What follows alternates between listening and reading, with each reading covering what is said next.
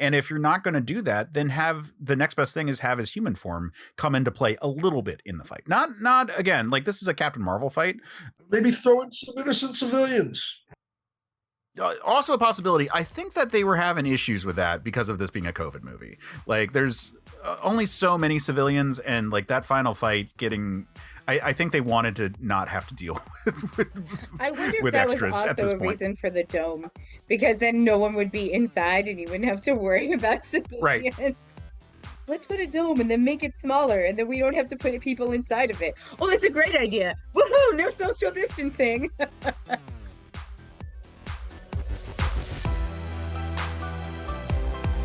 Welcome to Certain POV's Another Pass podcast with Case and Sam, where we take another look at movies that we find fascinating but flawed. Let's see how we could have fixed them. Hey everyone, and welcome back to the Another Pass podcast. I'm Case Aiken, and as always, I'm joined by my co-host, Sam Alisea. Hi. Sam, we are digging into a movie today that I have been excited to chat about because it's a property I love. Like, this is my favorite superhero property we're talking about today. I feel like when you say this, people are going to be so shocked. I think all of our regular listeners are like, what? Case? Excited to talk about this movie? No, right. Never. Oh my God. Totally not his alley at all. No, that's true. Never brought up this character at all or any other related properties at all. So it's total shocker, guys. Brace yourself. Brace yourself. Yeah, so brace yourself. Today, we are talking about Shazam! Fury of the Gods, aka Shazam 2. And to have a conversation about a Captain Marvel movie, because I'm going to be calling him Captain Marvel quite a bit on this call because I am an old school Captain Marvel, the Big Red Cheese fan. We are joined by a great fan of the Big Red Cheese. We're joined by Captain Zorikh. That's right. And here's the thing. I choose to call the character in the movie the character that they called him in the movie because he is different enough from the original Captain Marvel that by simply calling him by the name by which they refer to him, it saves time in explaining which variant of the original Captain Marvel he is. Yes, man, this movie does a lot of damage in terms of keeping it straight in people's heads because the comics have even given up on the whole Shazam thing. They've called him the Captain now. They call him the Captain now. They even had one moment where somebody said, we could call him Captain Mark, and gets interrupted. And the actor who played Billy Batson on TV, Michael Gray, popped up in his red and yellow custom-made shirt and said, hooray for Captain Marvel. So they got that out there. Yes. You know, and Mary, DC found justification to get Mary's superhero persona be named Mary Marvel. So they got that done. And in a recent issue, somebody did actually call Freddie Freeman's superhero variant Junior. So they're working their way through. But in the comics currently, and there haven't been any Shazam comics for a few months now, the other Shazam kids, Pedro and Eugene and Darla, have lost their ability to transform, and we don't know if they'll ever get those abilities back. But Darla had a very significant role to play in this movie that I liked, and I also have it may be a fan fiction dream, but it would have been so perfect when this guy shows up. Right. That Darla would play, because Darla's last name is the same last name as the fake Uncle Marvel, that Darla would serve the job of that Uncle Marvel played in the first and only Golden Age appearance of Black Adam to defeat him, because she's the smart one. Yes. Okay. So as you eventually got there, but I was just going to say out loud for listeners at home, Zorikh stood up and is wearing a Black Adam t-shirt. I think I have the same Black Adam t-shirt, but he's decked out in Captain Marvel paraphernalia at the moment. He's got the Captain Marvel jacket going. He's got the DC Shazam symbol right there in the Black Adam t-shirt. So here's why I wanted Zorikh to be on the call, because Zorikh and I knew each other in the New York Brooklyn comedy scene. Like we met at a Riff Tracks event years and years ago, but I knew that Zorikh was a giant Captain Marvel fan. And so Zorikh, why don't we just like set up a little bit about who you are and what your interest in the character is, and then we'll talk about the movie a bit, okay? Okay, well, I was born in a log cabin. No, yes, I'm a lifelong New Yorker, and when I was very young, I asked my mom who her favorite superhero was, and she said it was Captain Marvel. And with our good luck, that was 1974, I believe, and there was the tabloid-sized edition of Shazam, the one with Jackson Bostwick on the cover, and within spitting distance of that date was the 100-page Shazam book that had all the reprints in it that was dedicated to the 7 deadly enemies of man, which was a great way to introduce a new reader to Captain Marvel, the Marvel family, and all that. And so I was always a fan. As the years went by, I, kept on collecting comic books and watching how, and as Captain Marvel, as DC's Captain Marvel kept on getting canceled and then restarted and canceled and disappearing and not being there, I kept on watching for them and researching them. And then when the internet happened, I thought maybe I can make some money by teaching a course. And somebody suggested teach a course on the history of comic books. And like, that's really big. However, thinking about that there are all these Marvel Comics Captain Marvels, why don't I just do a course about the history of the many Captain Marvels? Because unlike Captain Marvel is the most important name of a superhero in comic books to follow, because unlike your Superman, Batman, Spider-Man, Wonder Woman, and everybody else who all evolved over time, every Captain Marvel was created from scratch to serve the market of their day. So just to figure out who was Captain Marvel when and why, you basically got to tell the story of comic books, and while you're at it, tell the story of America and other countries around the world. And so I'm working on a project called Captain Marvel Culture, which basically does just that. We go through the history of all the Captain Marvels and how they relate sociologically and historically to our culture. Yeah. So again, perfect jumping off point for a conversation about a Captain Marvel movie, even if it's Shazam, and even if it's like, there's so many things, it's so far afield in so many ways from the original like Wiz Comics character. But at the same time, it is still like sharing some of that lifeblood. And so it's hard not to at least be interested in how it does. I will say. What are your thoughts on the first one? Actually, for both of you, because we talked about the first Shazam movie quite a bit on Men of Steel, my Superman podcast, but we haven't talked about it that much on here. So Zorikh, you were just talking, let's give you a break. Sam, what is your experience with the Shazam property and with the first Shazam movie, and this movie for that matter? So, for me, I was not very familiar with like Captain Marvel from DC at all, until my friend Vash actually decided that he wanted to cosplay as Captain Marvel and have me be Mary Marvel, which by the way was my favorite cosplay to do because everyone was so nice to Mary. I mean, like literally, like I I can't even tell you, like some characters when you're dressed up like them and you're a woman, they're so sexualized. Like I will never ever cosplay as Black Cat again. The amount of disrespect that people thought that they could do while I was in that costume was insane. But Mary was my favorite because everyone treated me like I was their special sister. Like it was like people were like, "Oh my God, it's Mary Marvel." Like it was so interesting the amount of like kid sister reverence I had. Like people literally were looking at me like I was part of their family. Like so nice. So after that, I was like, "Oh wow, this is so wholesome." And I did read a couple of comics, but I wasn't quite as into it. So when we went to see the first film, I enjoyed it because it was colorful. It had a lighter tone than a lot more of the DC movies. And you know how I felt about the Snyderverse. Too dark for me, not really my bag. I also just like color in movies. Please, no more sepia tone stuff. Just putting that into the universe. But so like the first movie I actually thought was fun because the kids were actually great. There were good jokes and the pacing was good, and so it was like a lighthearted film for a person that was not deep in lore, right? Like I didn't have to contend with any historical or personal feelings about these characters or the origins of that.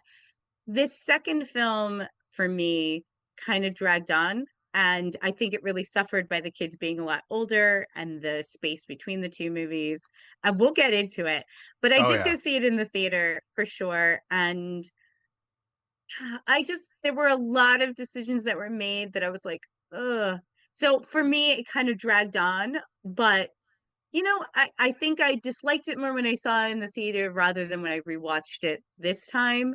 And I think maybe like a little bit of time and distance was like, oh, it wasn't as bad as I felt when I walked out. But I think I was disappointed because I thought the first movie was fun and that this one wasn't.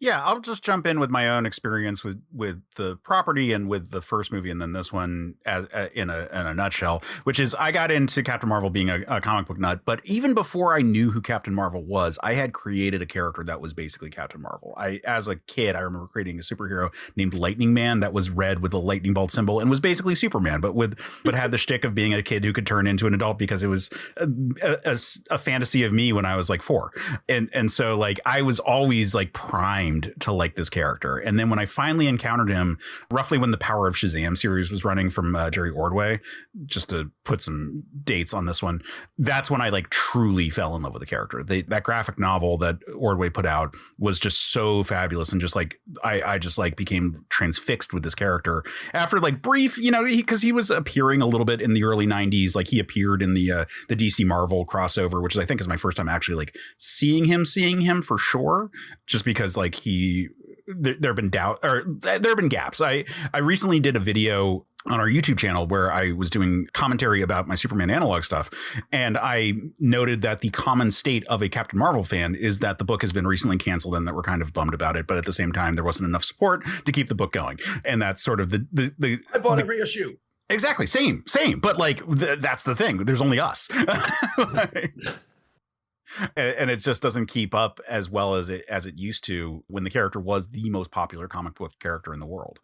And so I was a fan in the 80s, or in the 90s is when I got into my fandom of the character and stuck with the character super hardcore. And when the first movie came out, I think it does a really good job.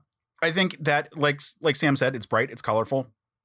It overly emphasizes the whole like he's a boy. It's big, with the shtick of a kid being trapped into the adult body, which isn't always the case for the Shazam property. Like in the 40s, there is a lot of evidence to support the fact that this is a character who is two separate individuals.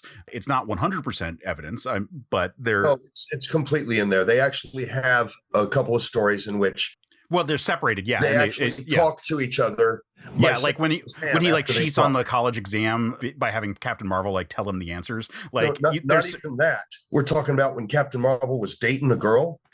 Billy Batson would say, "Damn it, Captain Marvel, I got to get some rest. You're out with this girl every night." Shazam, and Captain Marvel goes, "Oh, Billy, you're just jealous. You don't know what it means to be in love." Shazam, in love, she's just a gold digger using you for your popularity. Shazam, oh stop being that. You just don't want me to be happy. You're just jealous.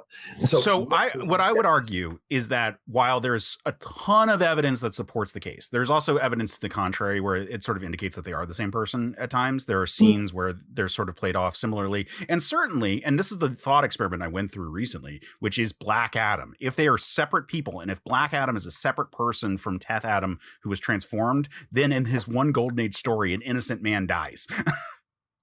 Well, yeah, but that was back in the 40s and people could kill people. But no, we don't have to overthink this because it was magic in a comic book. Exactly. Yeah, exactly. And that's why I'm not too worried about it. That's why the different versions of it, I like the Ordway version, for example, I really love because it was the whispering of the gods in his ears so he had like a little bit of a different personality as an adult. Like he had the wisdom of Solomon whispering in his ears at all times. And that I thought was a really good way of sort of balancing out the different takes on it. Because like when he's straight up a kid, like he is in this movie, it's uncomfortable at times. Like he's just not as capable of a superhero as you're sort of hoping for. But I think they did a pretty good job balancing it in the first movie. This one, I think they go overboard. And like Sam says, the cast is too fucking old. They're not kids anymore. They waited too long. No, and that's the big problem with this movie. Like it's 4 years after the first one. Mm-hmm. Mm-hmm. There was all that time that they could have been doing stories. Maybe they should have made it as a TV series instead of movies.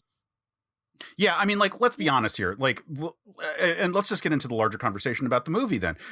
Like, this is such a fucking COVID movie. Like, it came out in 2023, and if you look at any goddamn shot, every crowd shot, the crowds are socially distanced. Yeah. I had not noticed that. Yeah, I like rewatching it. I was like, man, like, yeah, like there are people who get close together, but that's because you have COVID protocols. But like almost every group is at most 4 people, and then they have at least 6 feet between them and anyone else. And that's part of what slowed down the production on this. Like the first one came out in 2019. There it is then. Yeah. So there's lots of issues that go into this movie, but the biggest thing that actually really hurts this as a cohesive work with the first movie is that it is so much later. Like I rewatched the first one today after rewatching the second one while I was taking notes, and then just the immediate juxtaposition of the kids between movie 1 and movie 2, and seeing just like how much the aging has occurred for all these people. Like Darla doesn't feel that bad when you're watching the movie in a vacuum, like when you're watching Shazam 2 by itself. But when you watch it next to her appearance in Shazam 1, it's like, man, she's so much older, and like everyone's so much older in this movie. So much. Yeah. Like, I mean, Mary's so much older in it that they didn't even bother having a separate actress, which is probably the right call. Sure? Like You looked that up? What do you mean? I mean, you looked at it in the cast. They didn't have a separate actress for it. In Shazam 1, Mary has 2 actresses. In Shazam 2, it's the same actress. They did? Oh. It's great. It's Grace Curry the whole time. Oh, all right. Missed that. Well, they changed her hair or something. Yeah, one thing they do is that they make her noticeably more enhanced in a certain area. In her, Yeah. but it actually in both costumes. Like I was observing this one, and I'm not trying to be like, man, I was just staring at her boobs the whole time. But like I've seen pictures of this actress outside of the context of this movie. Like I follow her on Instagram. I followed the entire cast of this movie on Instagram, and she's just not that developed. Right. Like, and it's kind of uncomfortable that even in her like kid sister format, like they're still like overemphasizing certain details, and it's just like, okay, cool. Yeah, it is weird. It's yeah. I mean, I think the other thing about the timing of this film is they clearly, like, this movie's coming out 4 years, but like these events should have happened right after, because the thing that sets it off is Billy breaking the staff, and that happens in the last movie. And so now you've waited 4 years. Like, I feel like they had a script and they were like, well, we'll just roll with it. Like, instead of being like, oh shit, too much time has gone on, let's rethink this and maybe like rewrite like what we're going to do with this film, like what the motivation is. Because had this film come out a year or 2 after, then the kids would have been closer in age, and you would have had, like, it would have felt more plausible, because these more immediate, Titans, the Titans' daughters showing up 4 years after the fact. Like you had 4 years and the barrier was broken, and you were just like, oh, I just figured it out now. Well, they were socially distancing in Olympus as well, actually. Right, I guess so. Gods must be lazy. Like, time is different for immortals. I get it, but I think it would have worked a lot better. And I think also Billy's character is still, he just feels so dumb for someone who's supposed to be 17, and even dumber as Shazam. Right. Like, that's one of the problems of these both movies is that the difference between Billy and the Captain and Shazam, if we're going to call him for this here, is just he's more immature in his superhero persona, which is like such a weird detail for the character when one of his powers is basically maturity. Yeah, I mean, the fact that you can say Solomon. Wait, Zorikh. Yeah, let me go on a track on that. See, because you remember when you didn't have any money, right? And you were going there, and you were going into the supermarket, and you were comparison shopping the pasta sauces by calculating calories per dollar, because you just didn't, because you had that little money. Billy Batson is an orphan. He's got nothing. He's got to be clever. He's got to be smart. He's got to be mature, just in order to stay alive alive.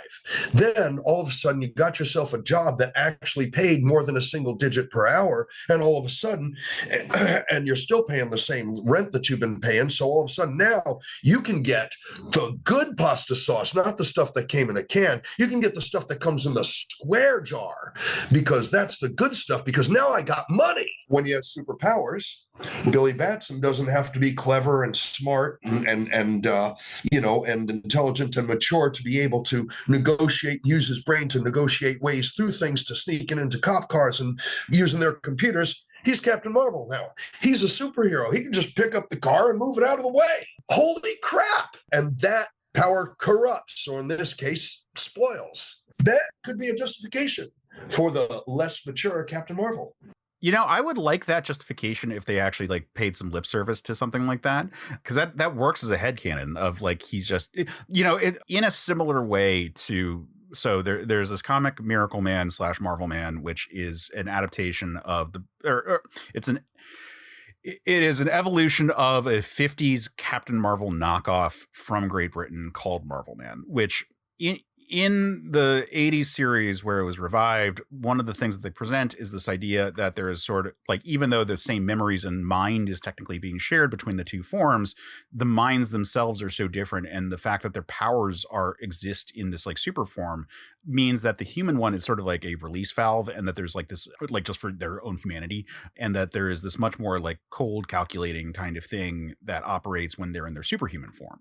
And you could make an argument that like, the impact on the human psyche to have all this power can't help but make you sort of lackadaisical about things. Like, and this is a great movie to have a conversation about that, because we're talking about the gods. Like, you could easily have a conversation about like the fact that the gods take 4 years or 3 years in the story, 4 years in the real world to actually show up after the staff got broken. Like, you could make an argument that it's just like, oh yeah, like being in our divine forms, being in these powered forms causes us to lose touch with things like time. That's cute. Yeah. Because like, here's the thing. I don't hate this movie. I think it's okay, but there's just a lot of like little quirks in it that keep it from being greater than the sum of its parts. And the sum of its parts are fine, but it just like, you can see that it's like super old, or like the actors are super old, that they should have done this movie sooner.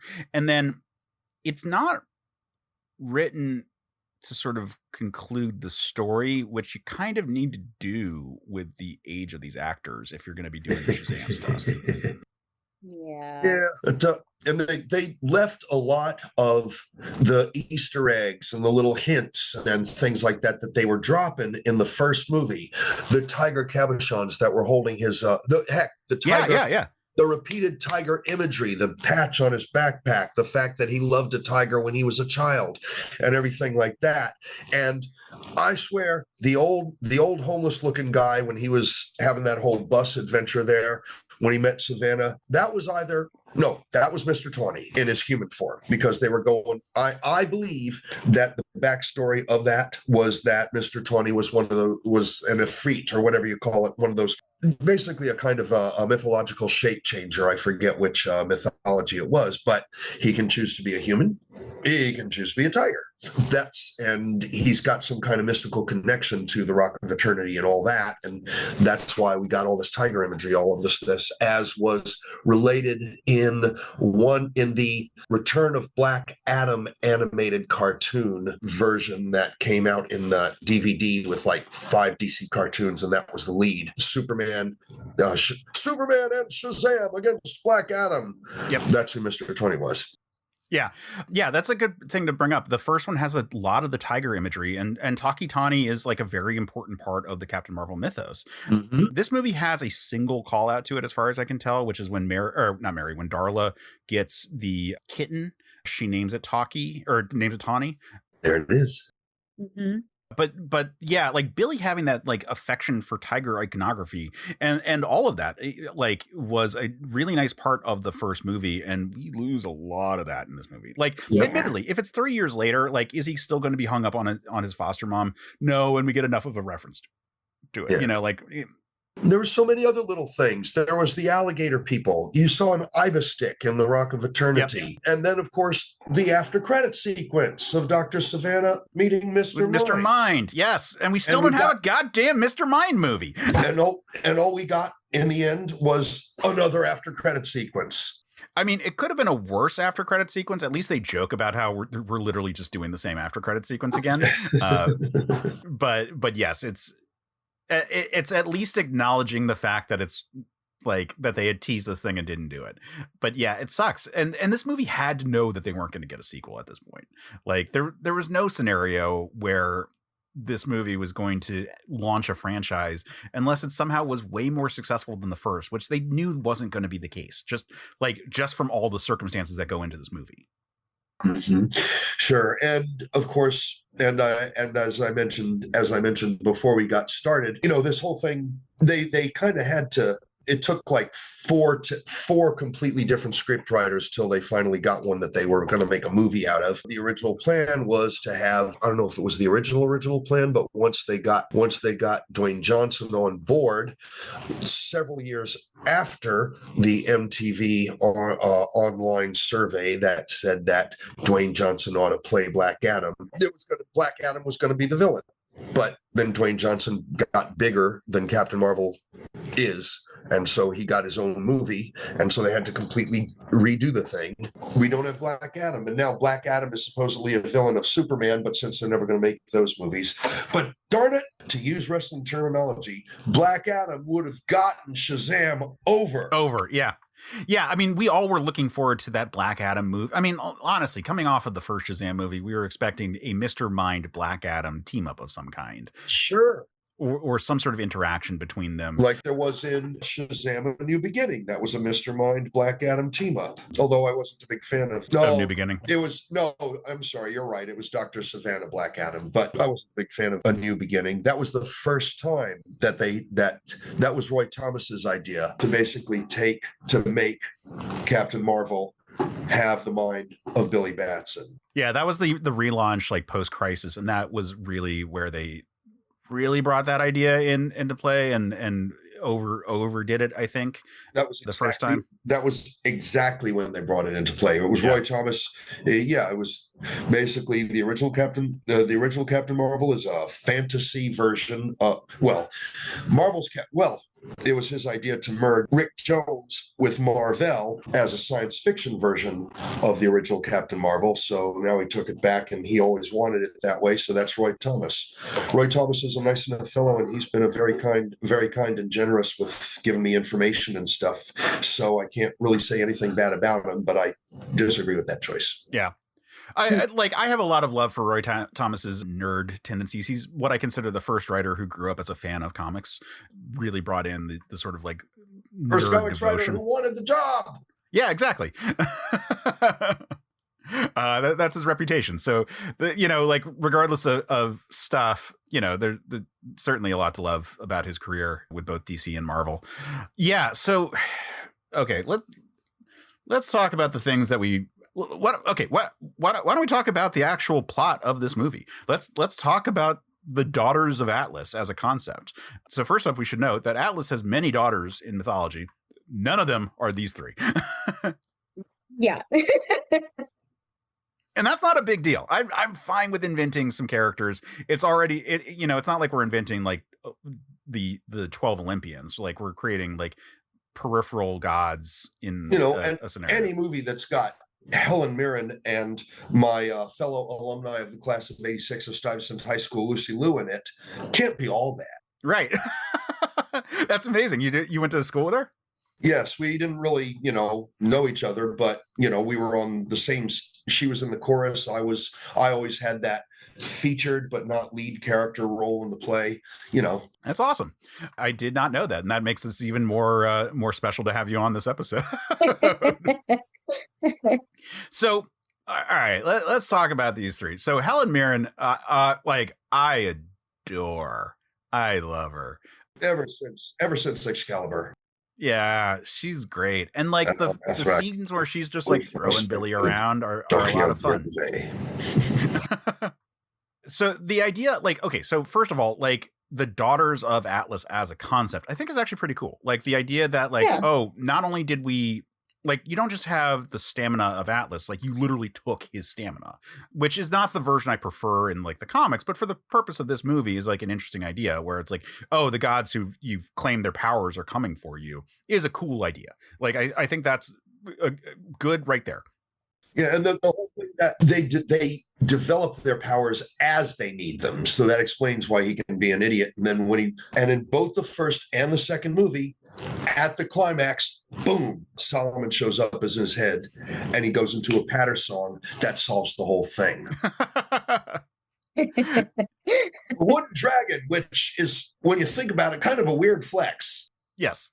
He has a lot of smarts in like he figures out the solutions at several points in these movies, which is just sort of why it's so weird that he's like so immature and dramatically more immature as Shazam over Billy. But getting back to the Daughters of Atlas, so as a concept, I like the idea of the Atlas's daughters being like, you stole our father's strength or his stamina, like we're coming for you.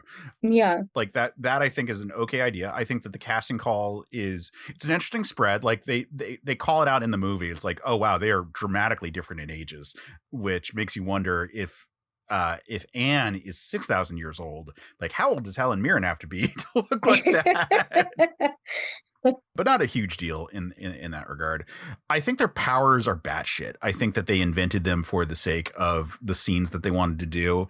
The only one that I think is consistent is the power of chaos, which is Lucy Liu's power, which is at least she says something weird and you just have to kind of do it. I don't know why it's chaos necessarily. Like the first time we see it, it's chaos, but like it's mostly just mind control, which doesn't strike me as chaos necessarily so much as the opposite of chaos. Where's the inclination towards chaos?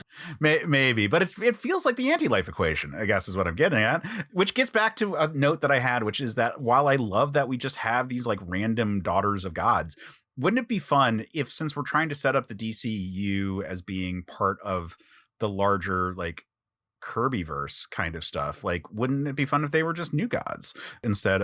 Like they could be the Daughters of Atlas, and just be new gods. Yeah. I know it gets really weird, like because the whole Kirby thing, it was like the old gods gave way to the new gods, and like there's a whole birth rebirth cycle. Just the thought I had there. And the whole point of Shazam is they are the old gods, right?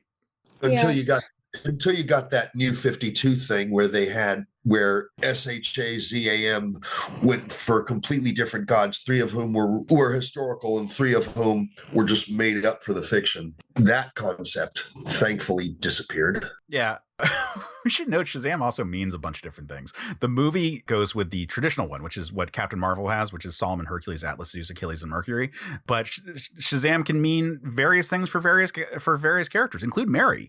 Mary has her own female gods. Sextet. Yeah. Except for Zephyrus, who will just say is non-binary. Right. And then, of course, what's his name? Black Adam is all Egyptian gods. Yes. And then when they talk about the wizard was a young man, he had a bunch of, made up for the comics, Proto-Semitic. Right. He said Levram, right? That was the word that he said to transform. Yeah, Levram was his word. Was his word.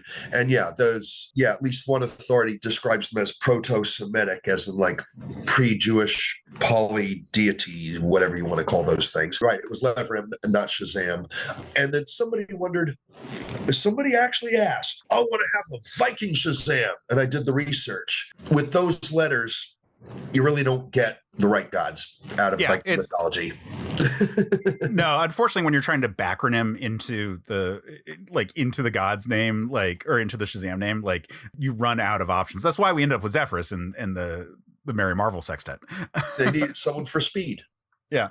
And so the win. But getting back to the Daughters of Atlas and their powers. So Helen Mirren's powers are basically Sue Storm abilities, but she can also like heat metal. They say she has elemental powers, but most of what we see is like force fields and her like doing telekinesis kind of things.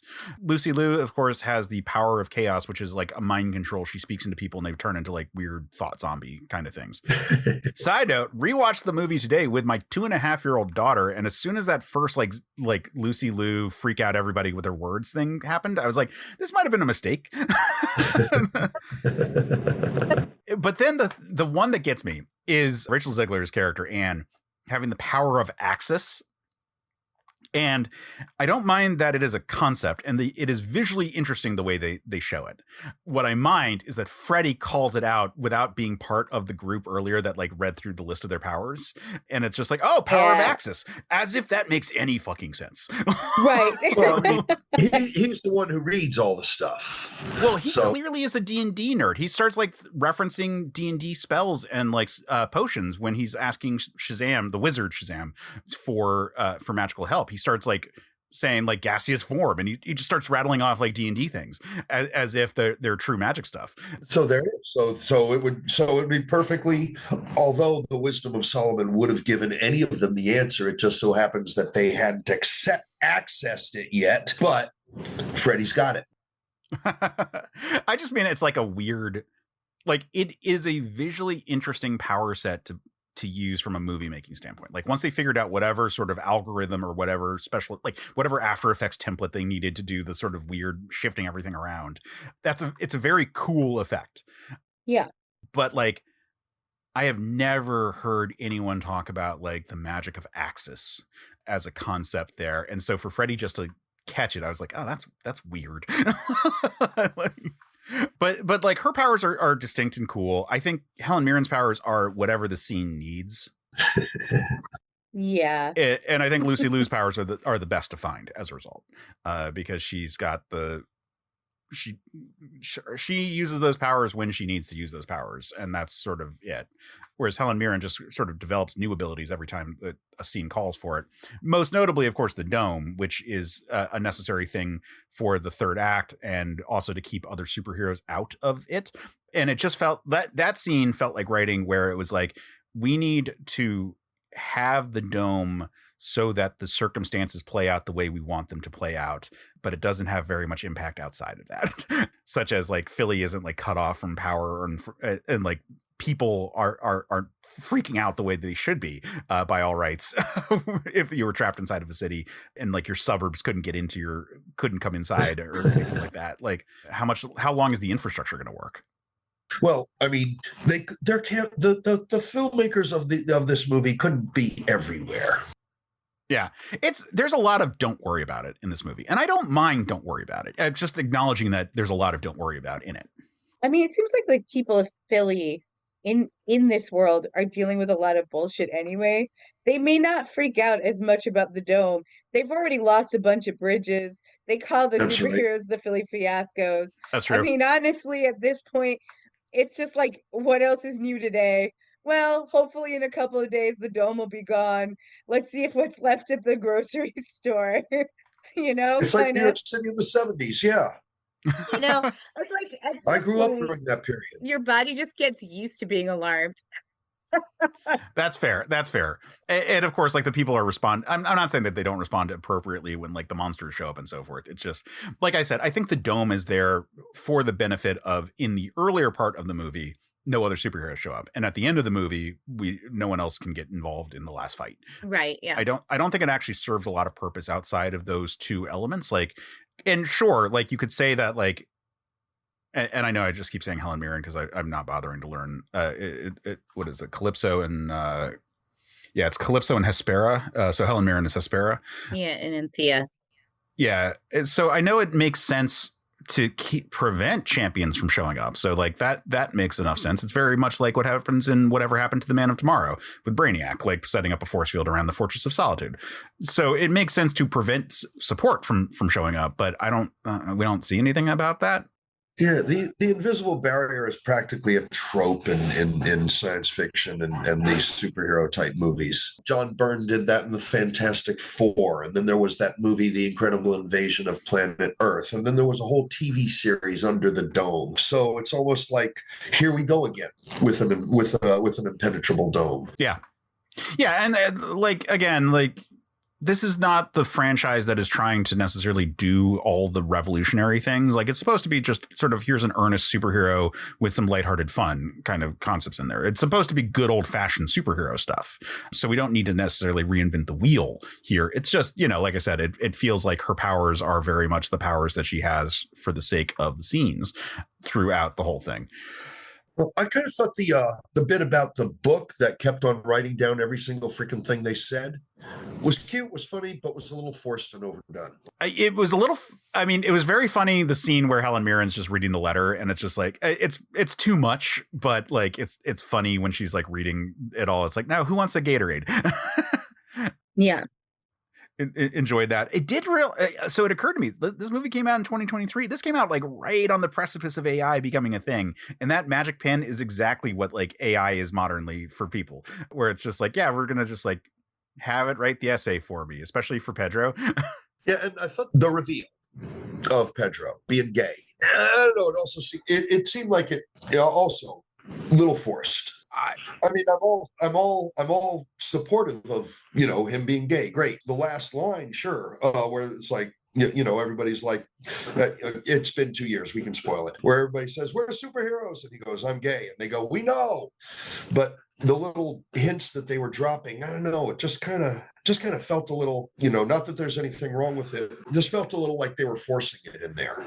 Well, I kind of see, like, because I think what you're getting at is a problem I have with the rest of the family in general in this movie, which is that like we don't get enough of them. Like there's certainly a lot, but like comparing it with the first movie, the dynamic with the kids was so good. Like they all had like much better like developed personalities, and like we still have like little bits of that in this movie.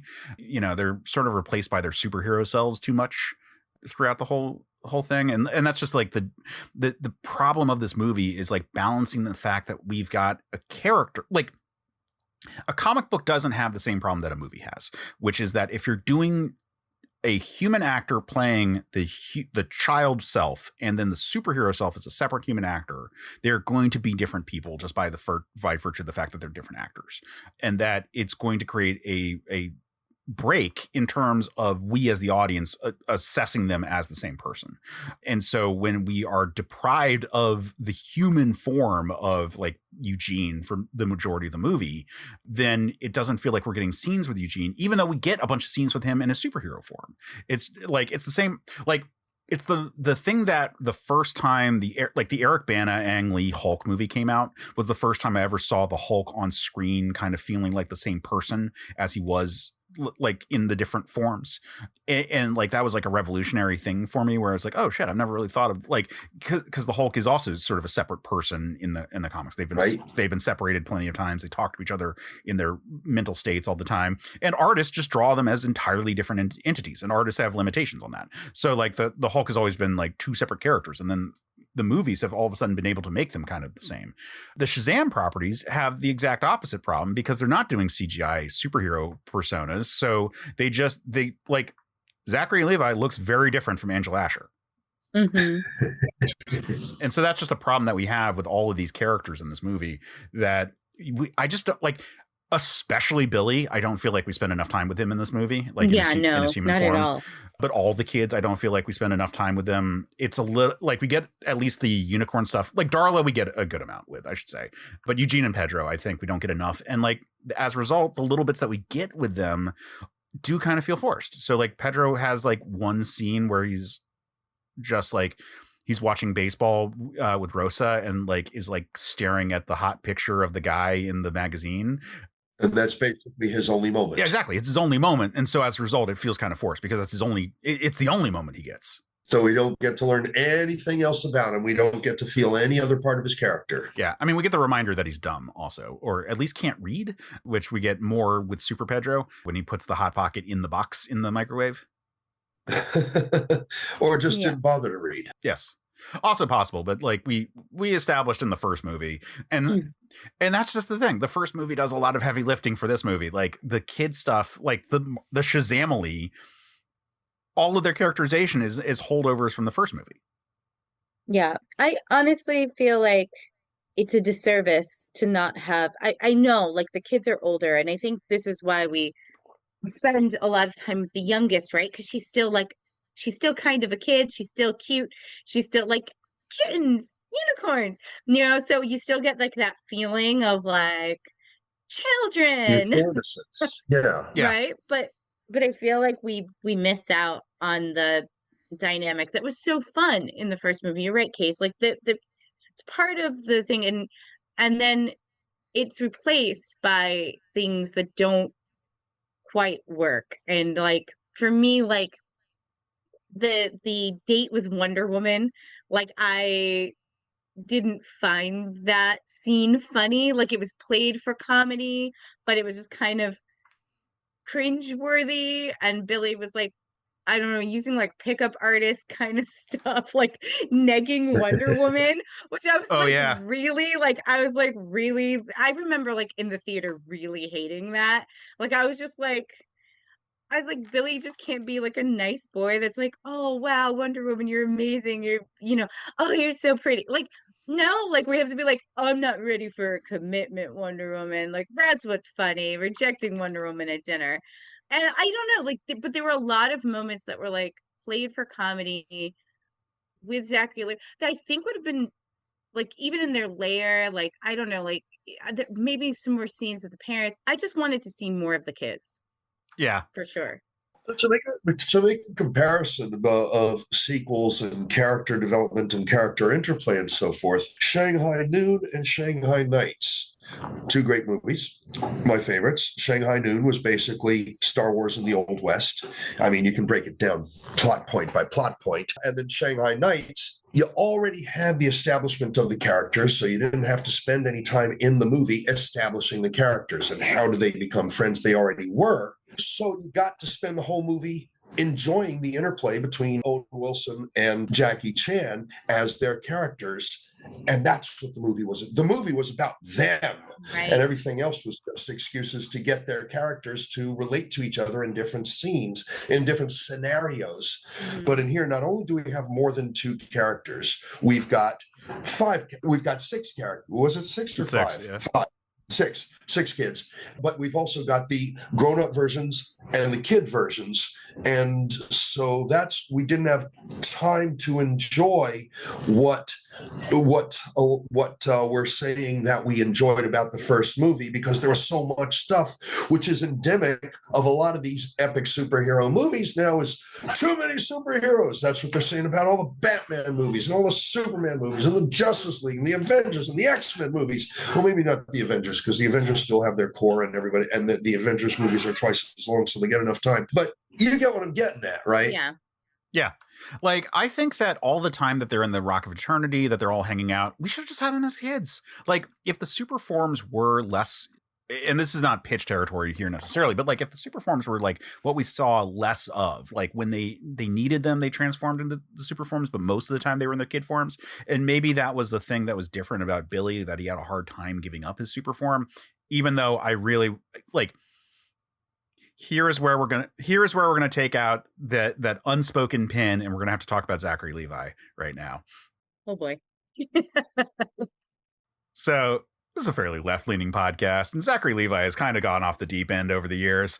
And I share his initials. And I also share Asher Winkle's birthday. But yeah, so like he's kind of gone crazy, and his performance is so over the top in this like kind of childish way, which was like called out in the first movie too, that his antics in the real world just sort of can like flow into the sort of like weird immaturity of the character that has become rough to deal with. Like, you know, he's an anti-vaxxer, he's like, you know, said some conservative stuff in general, and just like it is just not, you know, Yeah. cool. Yeah. I think also like I think there's like something I will say this, that I think that in the first film, even though he was like, still called out for it, I didn't find it as, annoying or grating. Because, we understand for sure that Billy's a kid, right? Because his opposite is on screen more, and like he's a kid and things like that. And if you don't have the knowledge or the background with any of the Captain Marvel stuff beforehand, you just feel like, oh, Billy is this guy, and this guy, he's still a kid even though he looks like an adult, and that's part of the comedy of it.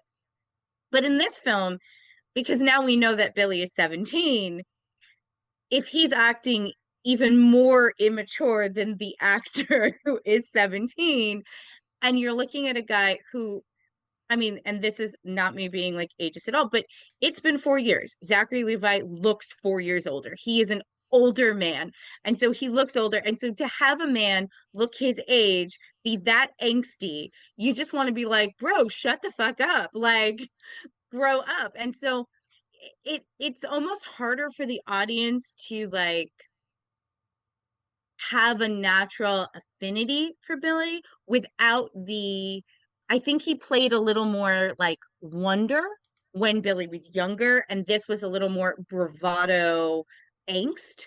And I don't think that like a man that age can just get away with doing that without being more charming than Zachary Levi is. You know, some people can get, Mhm. like Harrison Ford can get away with being a curmudgeon because he's charming. Like he can say things and you're like, oh, Harrison, you know, he can tell someone like, you look terrible today. And you're like, that guy, you know what? Thank you. You're right. I do. Zachary Levi doesn't have that. He's not Harrison Ford. And so I do think that because the cast is generally older and we have this expectation, and he is adjusting for that. You know, he is adjusting for that, but he is playing more bravado, false bravado and angst. And I don't necessarily want to see that in a person that's almost 40. I don't, I, Yeah. Or over 40 when this movie came out. Oh yeah, over Yeah. 40. Yeah. But also a thing that we're missing in this movie that was in the first one was the balance of having older Billy with young Freddie. Like Yeah. that, I think helped keep the relationship like honest in a lot of ways. And now we're not getting a lot of those moments of Billy having someone to play off of. Yeah, and you don't get a lot of scenes of them together anyway, to be honest with you, because Freddie's off with Anna for a lot of this movie, and yeah, it's kind of interesting. You're right. You don't really get Yeah. as much of that dynamic. Yeah, I'm tracking movie Billy's journey here, as he was, basically he was an orphan, and basically he was in and out of the orphanages because he made sure that it was explained more in the comics about how he was a real jerk in all the family's positions that he was placed in, but also what was redeemable about him, and that made the wizard say, "What the heck? I'm not going to find anyone else better in short notice." Was that he did care about his fellow young people, and that was brought forth in the movie when, even though he was, trying to keep the family at arm's length, when he saw Freddie getting beat up with the car, he picked up the crutch and beat up the other kids. That gave Billy a sense of importance and a sense of success and a sense of well-being of himself. But once he got into this full family where he's with a bunch of people that don't need the help that he knows how to give, then he loses his sense of well-being, because what he's good at is not needed here, because he's usually the one who says, "Okay, look, you're in trouble. I'm going to help you. We're going to get you out of this." But now nobody's in trouble. So he's like, "Okay, so we're going to be in charge. I'm in charge, and we're going to do these important things." And everyone's like, "Billy, we got it. Okay." It's like, so he's sort of, and I'm actually kind of identifying with this as I realize this sometimes, where it's like where I'm wind up in a place where I'm not the smartest, most accomplished and competent and useful guy around, and I have to spin my wheels, and I have to change my steering wheel, and I have to say, "Okay, I'm going to be a passenger and not a driver here." But Billy doesn't know how to do that, and that's why Captain Marvel, the first of the Shazam Elite to have the superpowers, kind of is having this angst. He is having this insecurity because everybody else is a little bit more comfortable with this family relationship. Even after 4 years, he just doesn't have it in himself to just ride it. He still thinks he still just wants to, a part of him just wants to be the guy, the hero, the one who made the right decision. And he isn't, and that's tough for him. Yeah. Yeah. I think the I movie think- does a. Sorry, Sam, go. I was actually going to say probably something similar. I think that the movie, I'm going to just steal your line. I think that one of the things that the movie does really well is using the idea that Billy's about to age out of foster care rather soon as a motivation for him to be kind of all over his family, to be with him as much as possible in a way that's a little overbearing, although some of them have accused him of being controlling. And I do think that that is like a nice touch to talk about, because I think that it's a strong motivation, and especially because we already know that Billy has, you know, abandonment issues and inability to attach himself to people, and like that was all established in the first film.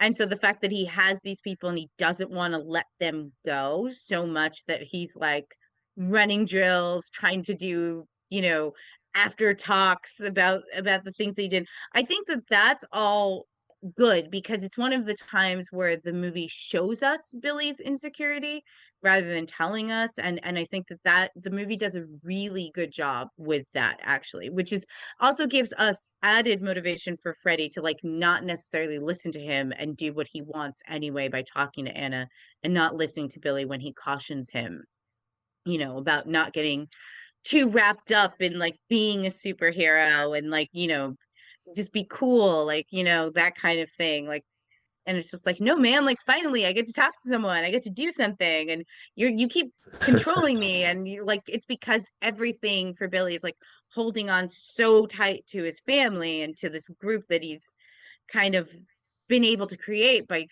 you know, sharing his power. You know, I think that one thing they definitely got right. That was such a good touch, because it, you know, having, especially before he goes in to give his sacrifice, now he's secure, right? His parents are letting him know, no matter what, you're ours. Like, we don't care what the status is, you're our kid.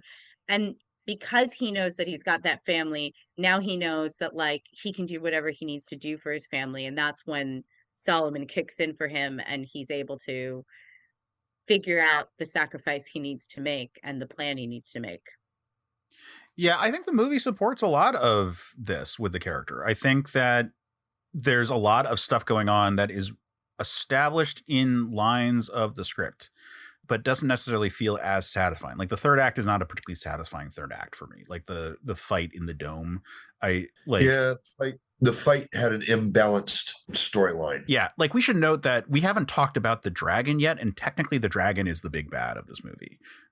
Yeah. Like that's the big fight that he has to deal with in this whole And thing. I Like love Lucy Liu dragons. is the person controlling it, but like, yeah, you know, it's this is a movie that does a lot of really good work that isn't executed very well. Yeah. Yeah.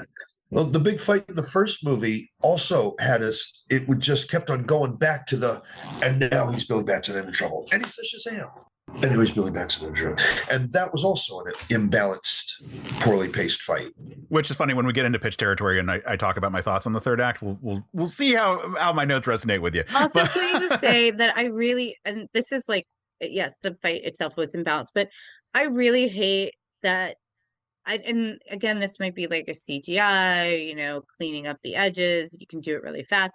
But I really hate that the dragon was like burning him to make him gray. And then everything in the final act was like shades of like white, gray, and black. Because like it would have been so much nicer to have that red, like that bright red in juxtaposition of everything that was happening, and then do a shot where like the costume. people, so that like, and so like, and then have a shot where people who are outside of the dome can see him like flying up, like just so like they see the hope that's happening, you know, like they can kind of follow him. And I just felt like it was such a visual disappointment. And again, I've already established that I am very anti-sepia. I like black and white movies, but like I just feel like if you have the ability to have color and contrast and all of those things, we should have it. And the tone of these films have been colorful and fun, and I feel like we lost it in that final battle even more so. It was just like this whole movie was leading up to the moment where it was all drained out of it for me. And so that's one of the reasons visually it was really disappointing for me, as well as just it was just the means to the end. Like it was just like, okay, let's end this. Yeah, he looks like Black Adam by the end. He's like so burned up and everything. Like, Yeah. it doesn't look like Captain Marvel. Yeah. This movie has a sepia tone to it. I notice, Mm-hmm. it's the same thing, and it's I don't know what the specifics are, but it has the same sort of color balance that between it and Shazam 1 that Avengers 1 and Avengers 2 Age of Ultron has, where the first one has this like sort of like blue kind of hue to it, like it's saturated in a way and the blues stand out. And then the second one has an amber kind of color scheme to it, that sepia tone like throughout. And even if it's colorful, like the Avengers Age of Ultron is a colorful movie, it has this like kind of yellowish kind of tone to it. And this movie does too. And I don't know why. Like, I don't know why the second superhero movie in these like franchises like are all of a sudden just more golden. And it doesn't look bad. It just like has like a hue to it that is different than the first one and makes it less like saturated as a result. So I want to shout out a thing that I really like. It's in the commercials, but I really like Darla with the unicorns, specifically the joke where she says "Taste the rainbow, mother," and then it cuts to the horse whinnying. Like, I love that. Like, yeah, see, Darla's she starts out as being the troublemaker, simply by her personality traits. Can you keep a secret? Moderate, Yeah. but winds up being the central rock of the family, the one who makes them remember that they're all supposed to be a family together. And as I was saying earlier, and that's why I wanted Black Adam in this. Darla's last name is Dudley. Yeah. In the original comics, Uncle Dudley was Uncle Marvel. Not really the uncle, but that he was a charlatan. He was a con artist.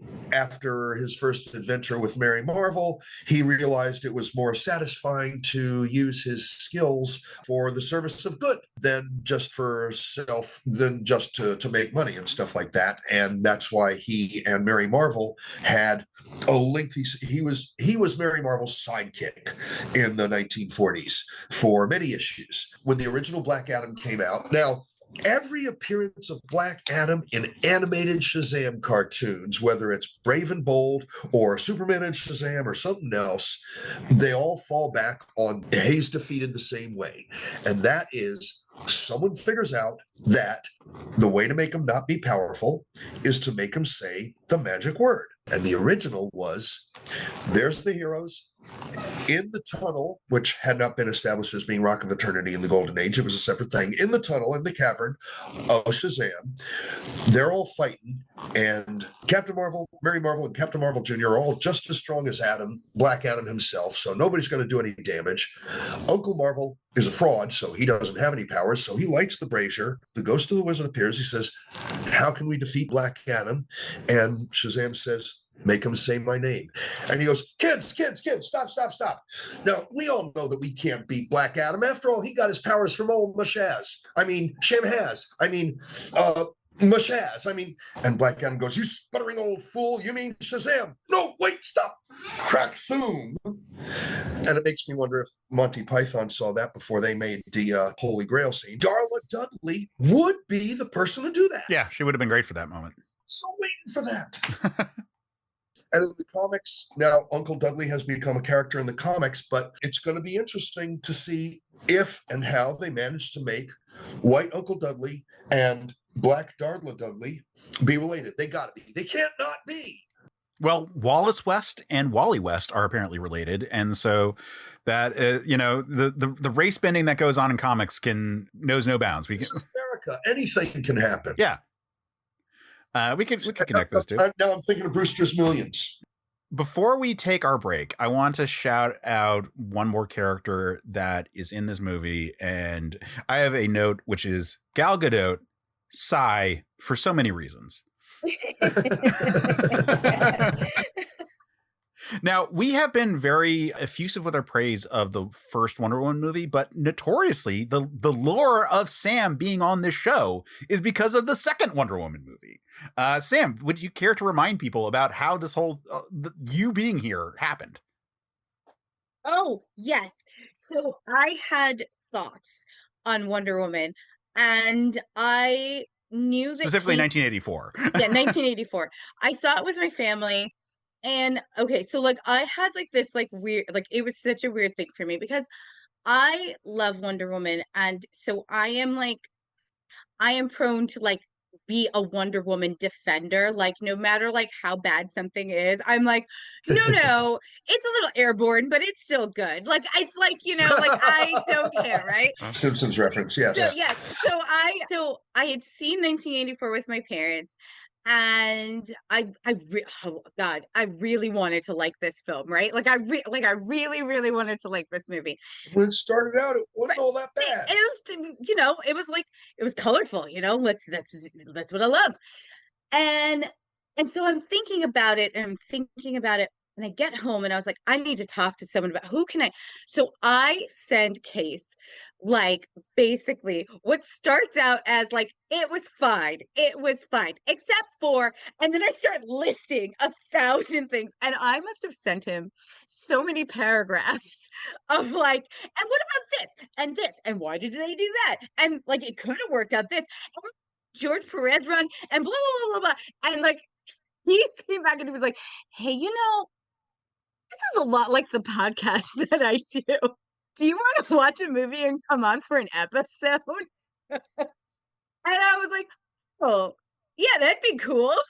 It wasn't for Wonder Woman, but this is what got me the invite to actually be a guest on Another Pass, which then made me a co-host. So slight amendment on the timeline, because you had guested before the Wonder Woman 84 came out. Had I? Yeah, already? No, because you came on we'd for already done Killing Joke? Yeah, we did Killing Joke, the animated Killing Joke. I'm sorry, already. I thought that came after. No. What happened was that you guesting put you, like, I already was going to ask you, and then you texted me this whole diatribe about Wonder Woman 84, and I was like, hey, I've been meaning to talk to you about this anyway.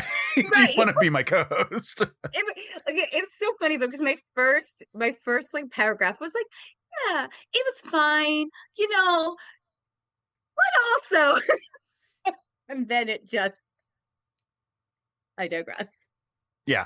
So compared to the first movie, I like that we actually get Gal Gadot as opposed to just like a headless person. And you think that that's how it's going to be after the dream sequence. Right. Yeah.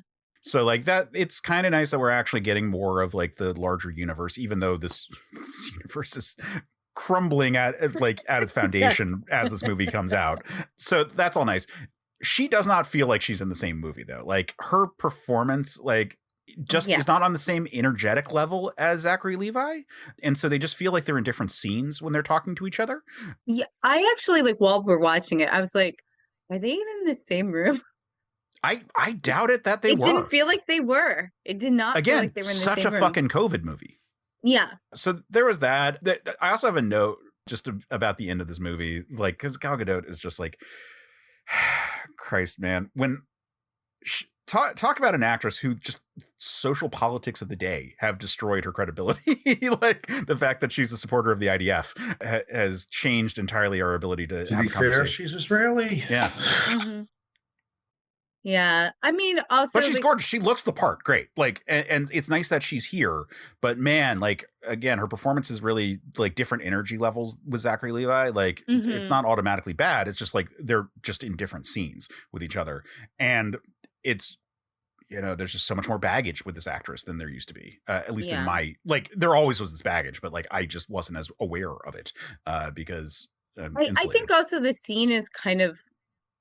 It's not just like the levels. The scene to me is just like kind of awkward, and I know that we're looking at Zachary Levi, right? And he's an adult and he's hitting on her. And I know that teenage boys have crushes, but again, it was just like the level of the way that he was hitting on her and in front of his parents and like his parents making the joke of like, what's with our boys and the older girls because of like the immortal who's now dating their other kid. And I'm like, actually, CPS needs to be called on you guys. Like, what is going on? Like, there was like a little bit of like, I was like, oh, this is like weird messaging for a movie that's geared towards young men. Like, I was like, I'm not sure that I like any of this. Like, I would have preferred Billy to like be gobsmacked and not be able to say much. Like, that was like, I was just dead or something like that. And then just. And that would have been more in character with the original character with it. Back in the 40s. Right. And then just have her like, what? Her be like, well, now you're not. And walk away. And then have everyone be like, really, Billy? And he'd be like, yeah, I don't know. Like, I think that would have been funnier than what happened with the spider in his teeth. And it was like, as the young people say, really cringe.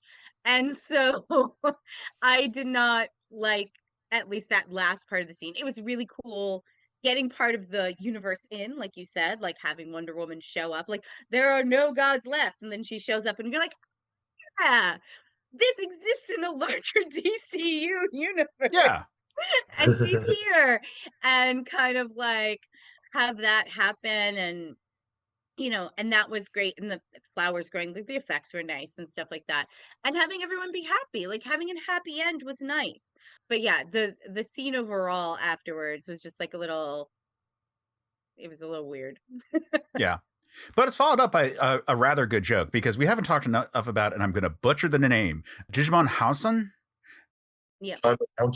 Hansun as the wizard is great. And in this movie, he's so sarcastic in a way that I really enjoy. Oh, yeah. But particularly the very end, where it's like, who wants their powers back? We can do that, right? And he's just like, yes. Like, it's such a good delivery of the line right there. He makes yes, or he makes right, what he actually says, somehow so funny that I like lose my shit at the end of the movie. Yeah, but actually, all of those jokes were good, because when the parents were like, "What about our house?" Like, he was like, "Can we do that?" Like the whole, can we get the house back? Can we do that? That stuff was really funny. Yeah. Yeah, we cut you off, Zorikh. Go. When I first saw Jamon Hansu come out in that hat, my first thought is Shazam is going to be the Phantom Stranger. Oh, nice. That hat. Oh yeah. But no, they went the Superfly route with it or whatever, but which I still liked, but it would have been nifty to make Shazam the Phantom Stranger. Yeah, that'd be a nice little bit of headcanon right there. Yeah. Last things I want to mention before we go on break. So the first post credits with the Harcourt Economos coming to recruit Shazam as a member of the Justice Society. That entire scene is so much weirder now, thanks to the Justice Gang situation, because he's like being like, why is there a Justice League and a Justice Society? And now there's a Justice Gang in the DCEU. It gets weirder.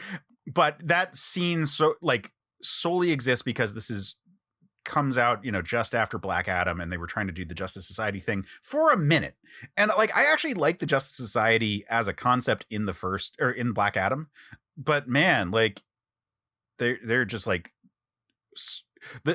all the plans that DC had have shuffled so much since then. It's hard to look at that scene as any kind of teaser, because it's not even a teaser for anything that like actually happened. It was just a little bit of a connection to Black Adam. Yeah, we hoped, and Black Adam didn't do as well as he wanted, and it looks like Dwayne Johnson has moved on with his career. Yeah, and then we get, of course, the last post credits, which is the repeat of the Mr. Mind scene from the first one, which I appreciate that they at least like acknowledge that we're still waiting on this thing, and like Mark Strong is very funny in it. But yeah, like they just tease this Mr. Mind goddamn thing again. I was so excited at the end of the first movie. I'm like, they did fucking Mr. Mind. Yeah. Okay. And I'm just going to say this because it needs to be said. It's just going to go back. I'm just going to throw these things out here right now. I actually didn't like Jerry Ordway's first thing, because every beat of Captain Marvel's first appearance was exactly not what the original Captain Marvel was. I didn't like Savannah as being tall and good-looking kind of guy, but at least at the end of the comic, the evil magic had turned him into the ugly little man that we remember, that we know and love to hate from the original comics. But here it's just like Mark Strong, is that his name? Yeah. Yeah. He's just, even when he's a subservient or secondary character, there's an inherent stolidity and badassness about that guy. And there is nothing badass about Savannah. It's just, no. But that's also redesigned stuff of like the Jeff Johns era of Shazam and what this all kind of pays tribute to. Yeah, adapted from. It was flat out adapted from, page for page for some of it. Yeah. For the first one. And this one doesn't have that sort of framework to go off of, which is why it is more awkward. And which is why when we come back from our break, we are going to discuss what we would have done at time of production to fix it. Hey, Jay. Hey, Jim. You're a fan of the Legion of Superheroes, right? Yeah, I've been reading their adventures for decades. Me too. It was tough at first with all the characters, but now I think I'm an expert. It's not too hard to get into the Legion. And to make it even easier, we have a podcast called Long Live the Legion. We talk about different aspects of all its history to help you out. So whether you're a new reader in the Legion Academy, or have your own flight ring, or anywhere in between, a Long Live the Legion podcast should be on your playlist. And we're back. All right, so Zorikh, here's the deal. So we fix it. We make it a TV series. Yes. Well, that would be one way to do it. But we have a rule and we have a guideline on the show. So the rule is that I cannot go before Sam in terms of pitching ideas here. So Sam can go first or Sam can go second. I just can't go before Sam is the only thing on that part. And then the guideline is we generally are trying to be realistic in our conversation about like what could have been done at the time of production. Now, this is a special effects heavy movie. So like from the standpoint of like any sequences, like we can speculate, till the cows come home in terms of like what could have been done special effects wise in this movie. Like it's a green screen extravaganza, but things like, Zachary Levi's the star. You can't recast him. This is the sequel to a fairly successful first movie, or at least a successful enough first movie that they got a sequel. They're not recasting the main star in the movie as an example of how this goes. So Zorikh, you're our guest and you get the opportunity here to decide who goes first in terms of this conversation that we're going to have about speculating on the fix, whether it's you or Sam. I just can't go first. You can go after me and have Sam go before me. But that's sort of the structure there. Well, I'm not going to pretend that I actually understood all that. So I'll just like follow along. But we kind of sort of did all that in the first half. Basically, we figured out that everything that they were trying to do, all they needed to do was do it better. Yeah. Again, this movie has a lot of good stuff going on. It's just not more than the sum of its parts. Right. Yeah. Sure. Let's like for instance, give the movie an extra 20 minutes. Give the movie an extra 20 minutes. So that way we have some opportunities to have the kids as kids have their own adventures or have an adventure as kids. First, make it so that for some reason they can't transform or they don't want to transform or they're not supposed to transform. Find a reason for them to not transform, and they as kids can't fall back on their superhero selves in order to get out of the trouble they're in. I certainly agree in terms of the timing and the circumstances. Like this movie is very singular in terms of the story that's going on. The first movie has a lot more like meandering time as like Shazam sort of figures out like how his powers work and what his family dynamic is. This movie just picks up with it already in place and doesn't spend a lot of time with our heroes, which we discussed before. I mean, like we get scenes with the heroes, but like, especially with them as kids, like we said, we're not getting good moments with them. So I agree with you that like have some scenes where they're stuck being kids. And I don't mean stuck the way they are at the end of the movie when they've lost their powers. I mean, like where they just can't get out of it. Yeah. Well, while you were just talking there, you brought me back to the Shanghai Noon, Shanghai Nights thing. By the end of Shanghai Noon, we had established that all the problems will be solved because Owen Wilson is, Roy O'Bannon is an idiot. Jackie Chan is a very lucky idiot, and Jackie Chan is brilliant enough to clean up after him. So the point being that they had their dynamic, and every problem will be solved that way, and that's fun to watch. And so we get to watch that. How the hell are they going to get out of this problem? And that's how they do it. Something like that. Well, we got the opening scene where everybody used their powers to try to save the bridge, but they failed. So we got to see how they try to work together, but we got to see them fail. Did we see them actually figure out how to work together to save the day? No. I mean, we kind of see them like at least like round up the unicorns. Like there's an argument to be made there, but they as a super team together, we don't really see them effectively function. We saw it in the first movie. What we don't get in this movie is that. Yeah. Yeah. Yeah, so if this is about the family, we gotta see. Okay, I got a little smoke in my eyes when the family showed up. All in their super costumes and like we're doing it as a family. That kind of got to me. I'm an only child of a single parent and whatnot, so and have often been ever since second grade, I've been the outsider because in the second grade I discovered my name was weird. Because when you grow up with someone with a weird name, you don't know it's a weird name because you grew up with it. But when someone with a weird name shows up in second grade, it's a weird name. And so when I see an outsider being accepted by a group, that always gets to me. That's why the original that was the emotional payoff for the original Shazam. Give me that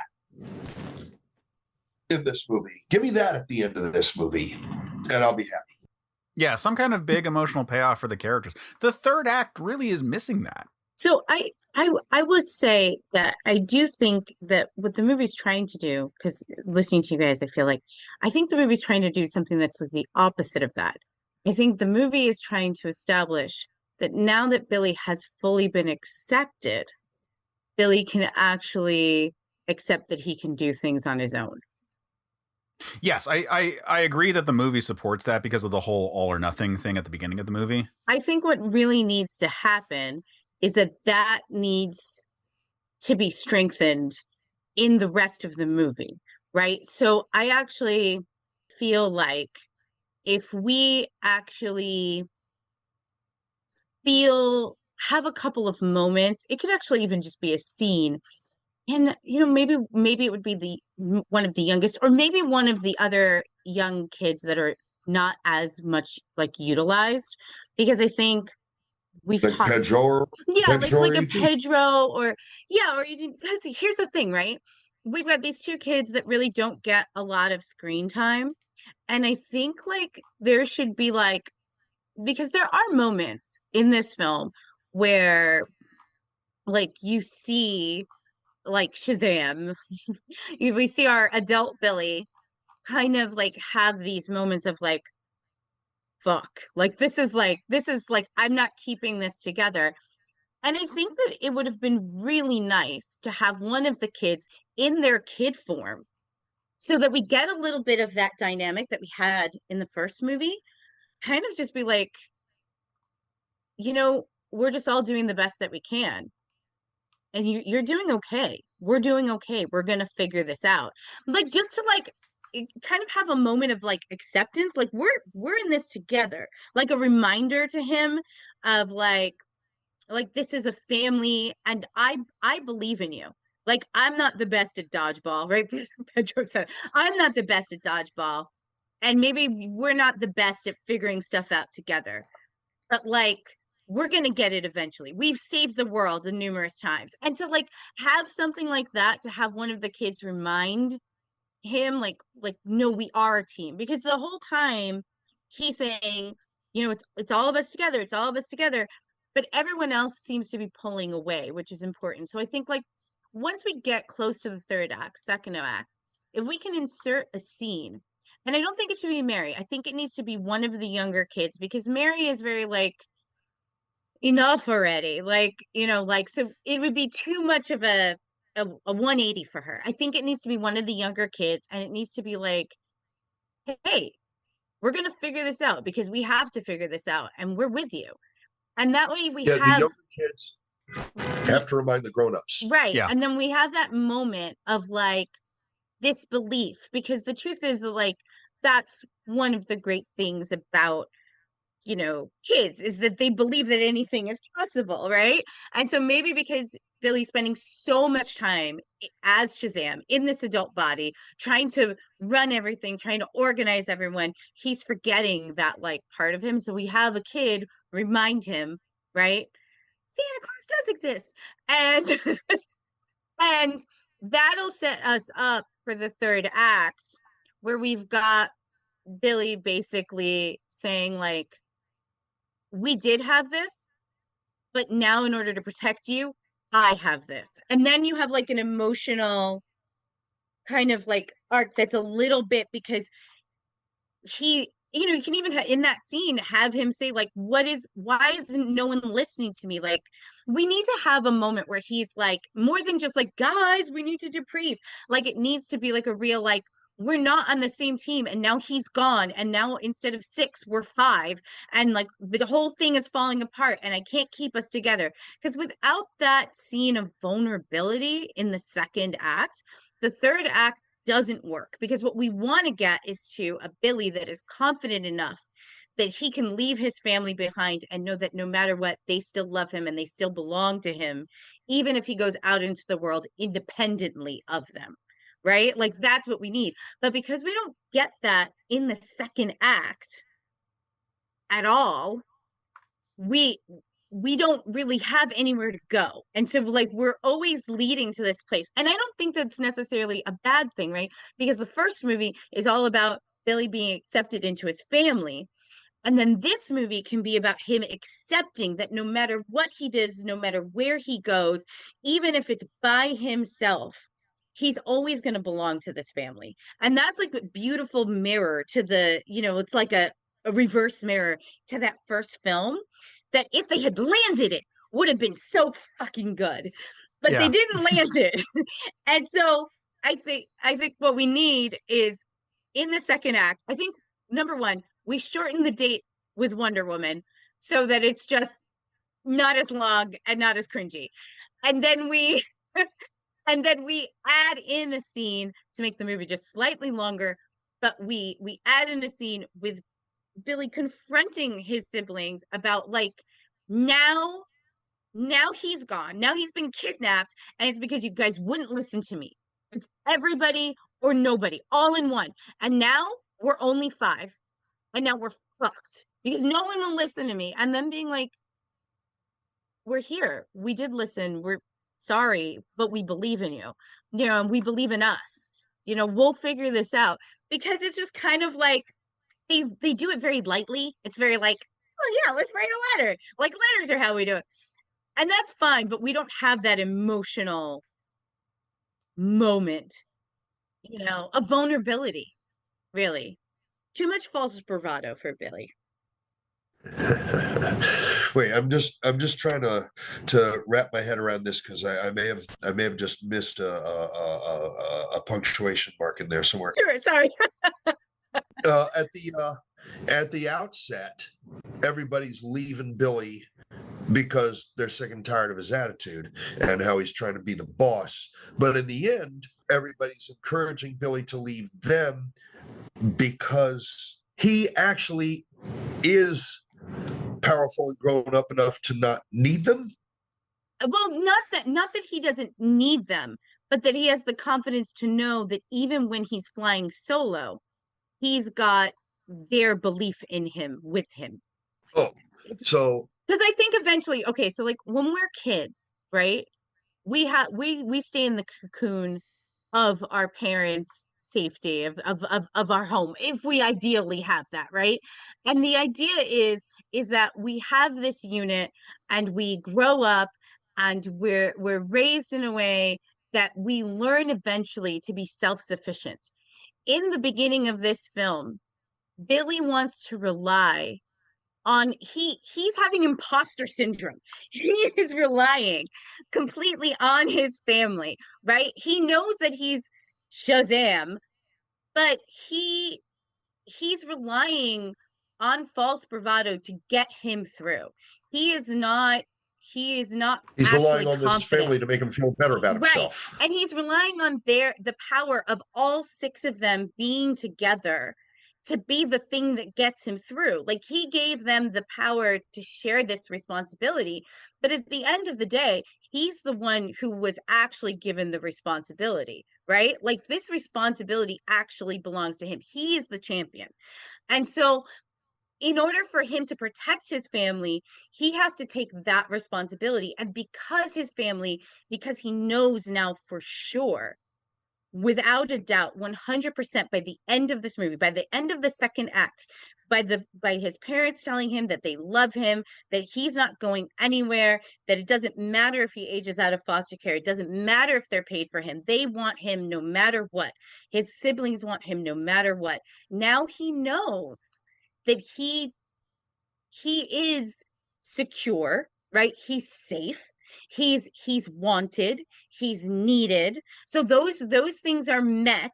And now he needs a little boost for his own self-confidence to know that he can accept that responsibility and the responsibility of protecting his family and going on off on his own, right? By himself to do that because his love for his family and the people that he feels secure in will always be there, no matter where he goes, no matter what he does. Like that's there. And that's what we all want. We want to be able to be independent in this life, knowing that there's always a place to go back to, that there's a safe That home, almost sounds, safe base. that almost sounds like it's Mary's story. Yeah. But it could be his story in this movie because that's where he is in this movie.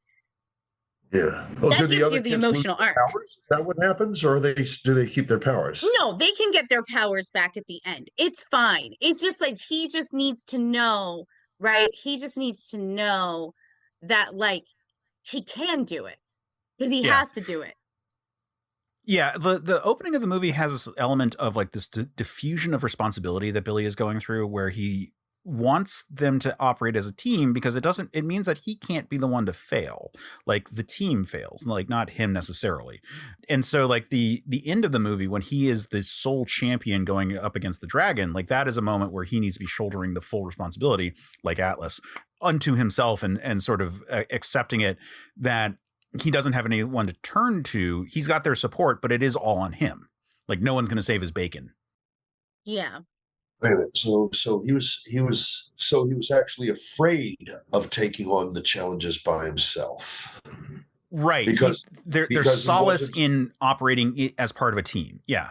All right. Because he'd made so many mistakes in his early days as a superhero, he was uncertain of his ability to not make mistakes, and thus that's why he needed to have his team around with him. So that way, if I tell them what to do, then they'll be able to do it. And if they don't do it, it's because they weren't good enough to do it. And if they couldn't do it, then nobody can do it because I was the guy who knew what to do, and they were the people who could have done it. So that's why I won't feel bad because we fail when I told them what to do. Something like that? Something like that, yeah. Yeah. All right. Sam, I love that you're tackling Act 2 because my issues are like I share a lot of these thoughts, but the notes I have are a lot to do with Act 3 because I think that the fight with Ladon or whatever, the dragon, is underwhelming as hell. Oh, agree. Hard agree. I was just going for like the emotional journey of it all because I felt like that needed some clarification. But yes, please fix this fight because it needs to be fixed. The fight didn't have an emotional journey. Yeah. It didn't. Yeah. So what I would like to do with the fight is that I would like to bring in him having to say Shazam earlier into the fight, because I think that the staff should be should need a more powerful source of lightning than just like the little bolts that he's able to shoot off. Mm-hmm.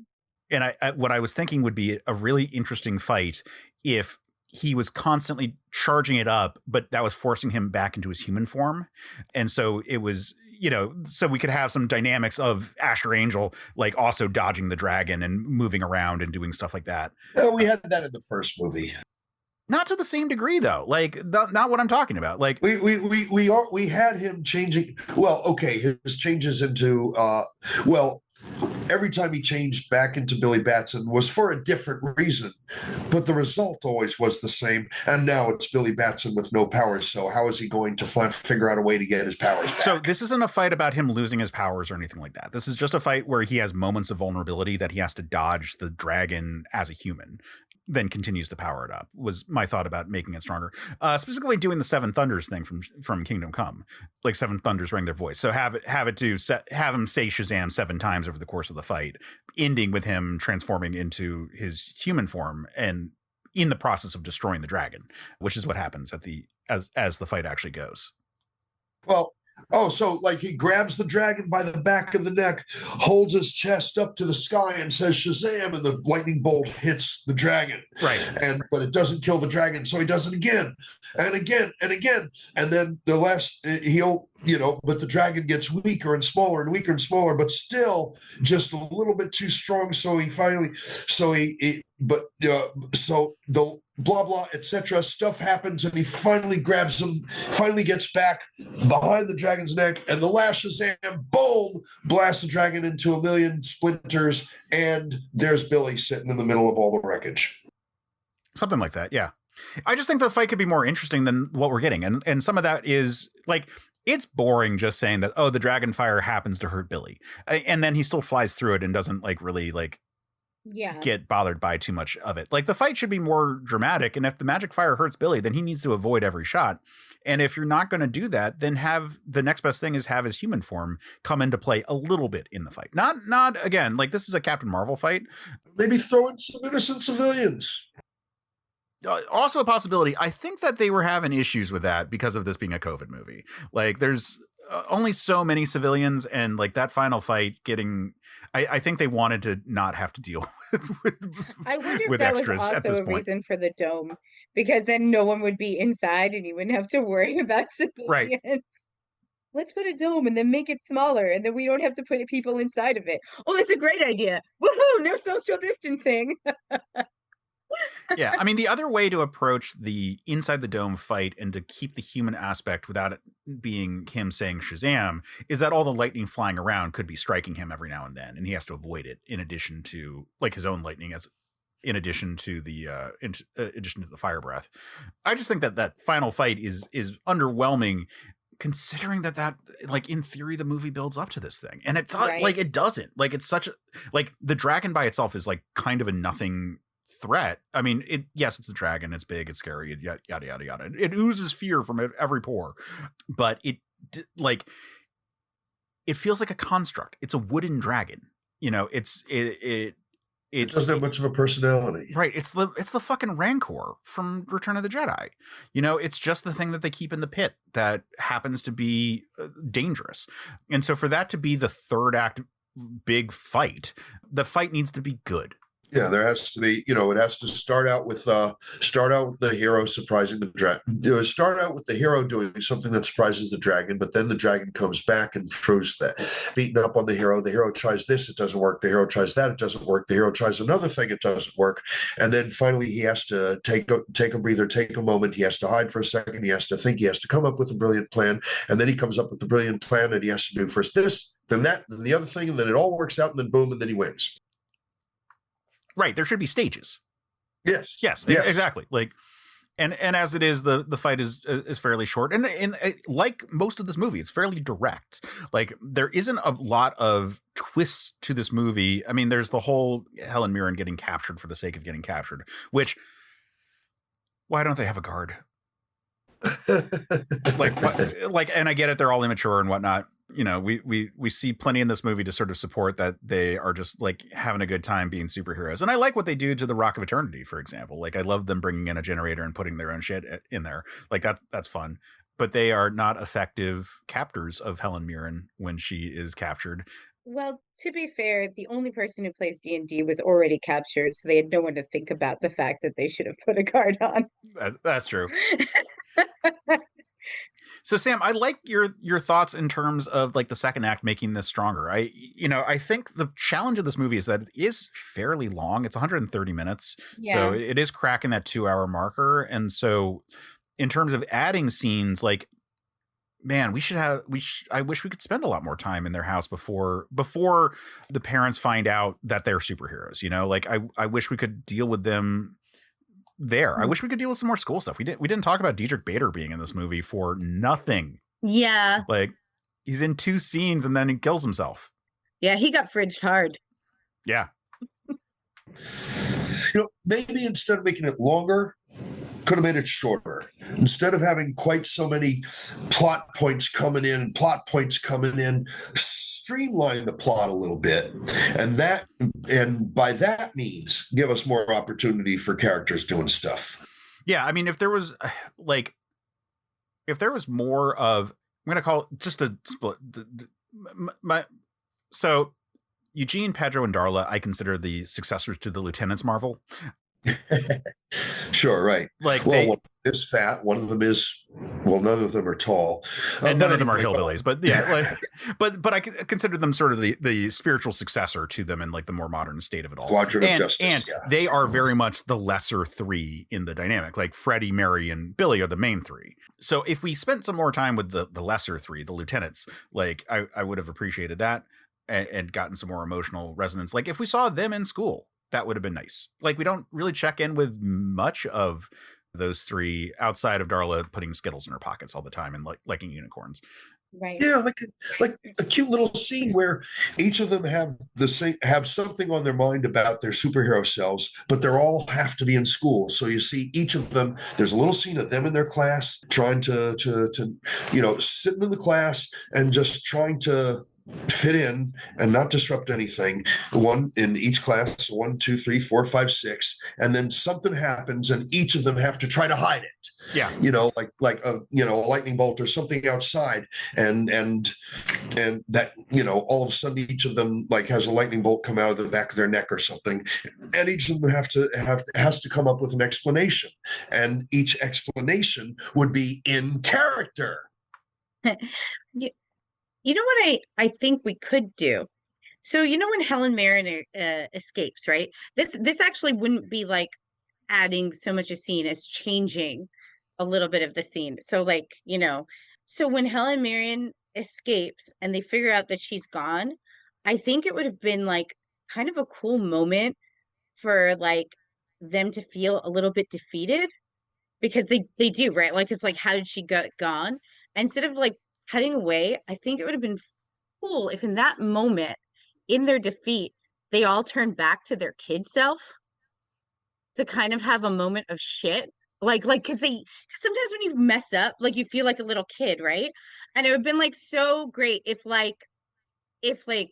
Shazam turns back into Billy, and then like one by one all the kids turn back and they're like, how did she get out? Where did she go? And then you have the kids go into the room, where all the doors are, and be like, yeah, it figures. And then you have these tiny kids like looking up into like the things, and like just giving us like that one moment of like, oh my God, we're kind of defeated. We're in our lair, but like we feel small. I think would have been, just give us another moment of like the kids dynamic, and also like remind us that like they're just kids. Like they messed up because they're just kids. And I think maybe that would be a moment where we don't actually have to add another scene, but we could insert, like, to send the message home to the audience that these are kids, and also to like, instead of just saying the defeat, right? Like not just telling, showing, right? Because we're physically showing. We're like actually physically of that moment. right. Yeah. We're like literally like bringing them down, and we're showing them as the kids that they are, which is why they didn't put a guard on. They thought they were invincible. They thought they had her. They thought they were so smart about it. And now they're just kids, and they're kids that are up against a goddess. Yeah, some recrimination would do a lot to make it feel like they are, And then you add a 2-minute thing where they say, "Don't worry, Billy," because that's his vulnerable scene right there. That's where you put it in. That's him being like, "Guys, I messed up. I messed up. I can't believe I did this. I'm a terrible leader." And you can even have one of them joke, "You're the leader," and then someone else go, "Shush." And be like, "No, come on, Billy, we believe in you. Like, it's going to be fine. We believe in us." And have that moment, and like, this is not time to despair. We got to take care of this. It's no time to be sad. Let's take care of this. And then like have them go back into being superheroes, and then cut to the next scene. And like that way, like you have the confidence boost there. We don't really have to add that much, but that gets it in the second act. And we get more kid time, which we all desperately want. And then that way we can have that. I say also we can throw in one more scene and cut down the end scene with Wonder Woman just a little bit. And by just like honestly, the scene, instead of having Billy like go on and on, like literally have him be like, I was just dead. And then just stare at her and go, yeah, you were. And now you're alive. Have a Yeah. good one, kid. And then him like nod and then go, wait, that saves us like 2-3 minutes of cringe. You can add something else in, guys. That alone, you cut that down. We can have one more kid thing happen. Even if it's just someone stealing someone else's Skittles to get the Skittle product placement in there one more time. Earlier in the That's movie. true. A rule of 3 is missing from the Skittles thing. Yeah. It's established at the opening, and then it's used for the unicorns. But so somewhere in the middle, there should be a fight over Skittles between two of the other kids that are underutilized. Or Darla should just offer Skittles to someone. Yeah, Darla should give Skittles to everyone when they're feeling sad. Yeah. There should be a moment people are feeling sad, and she should offer them Skittles. Mm-hmm.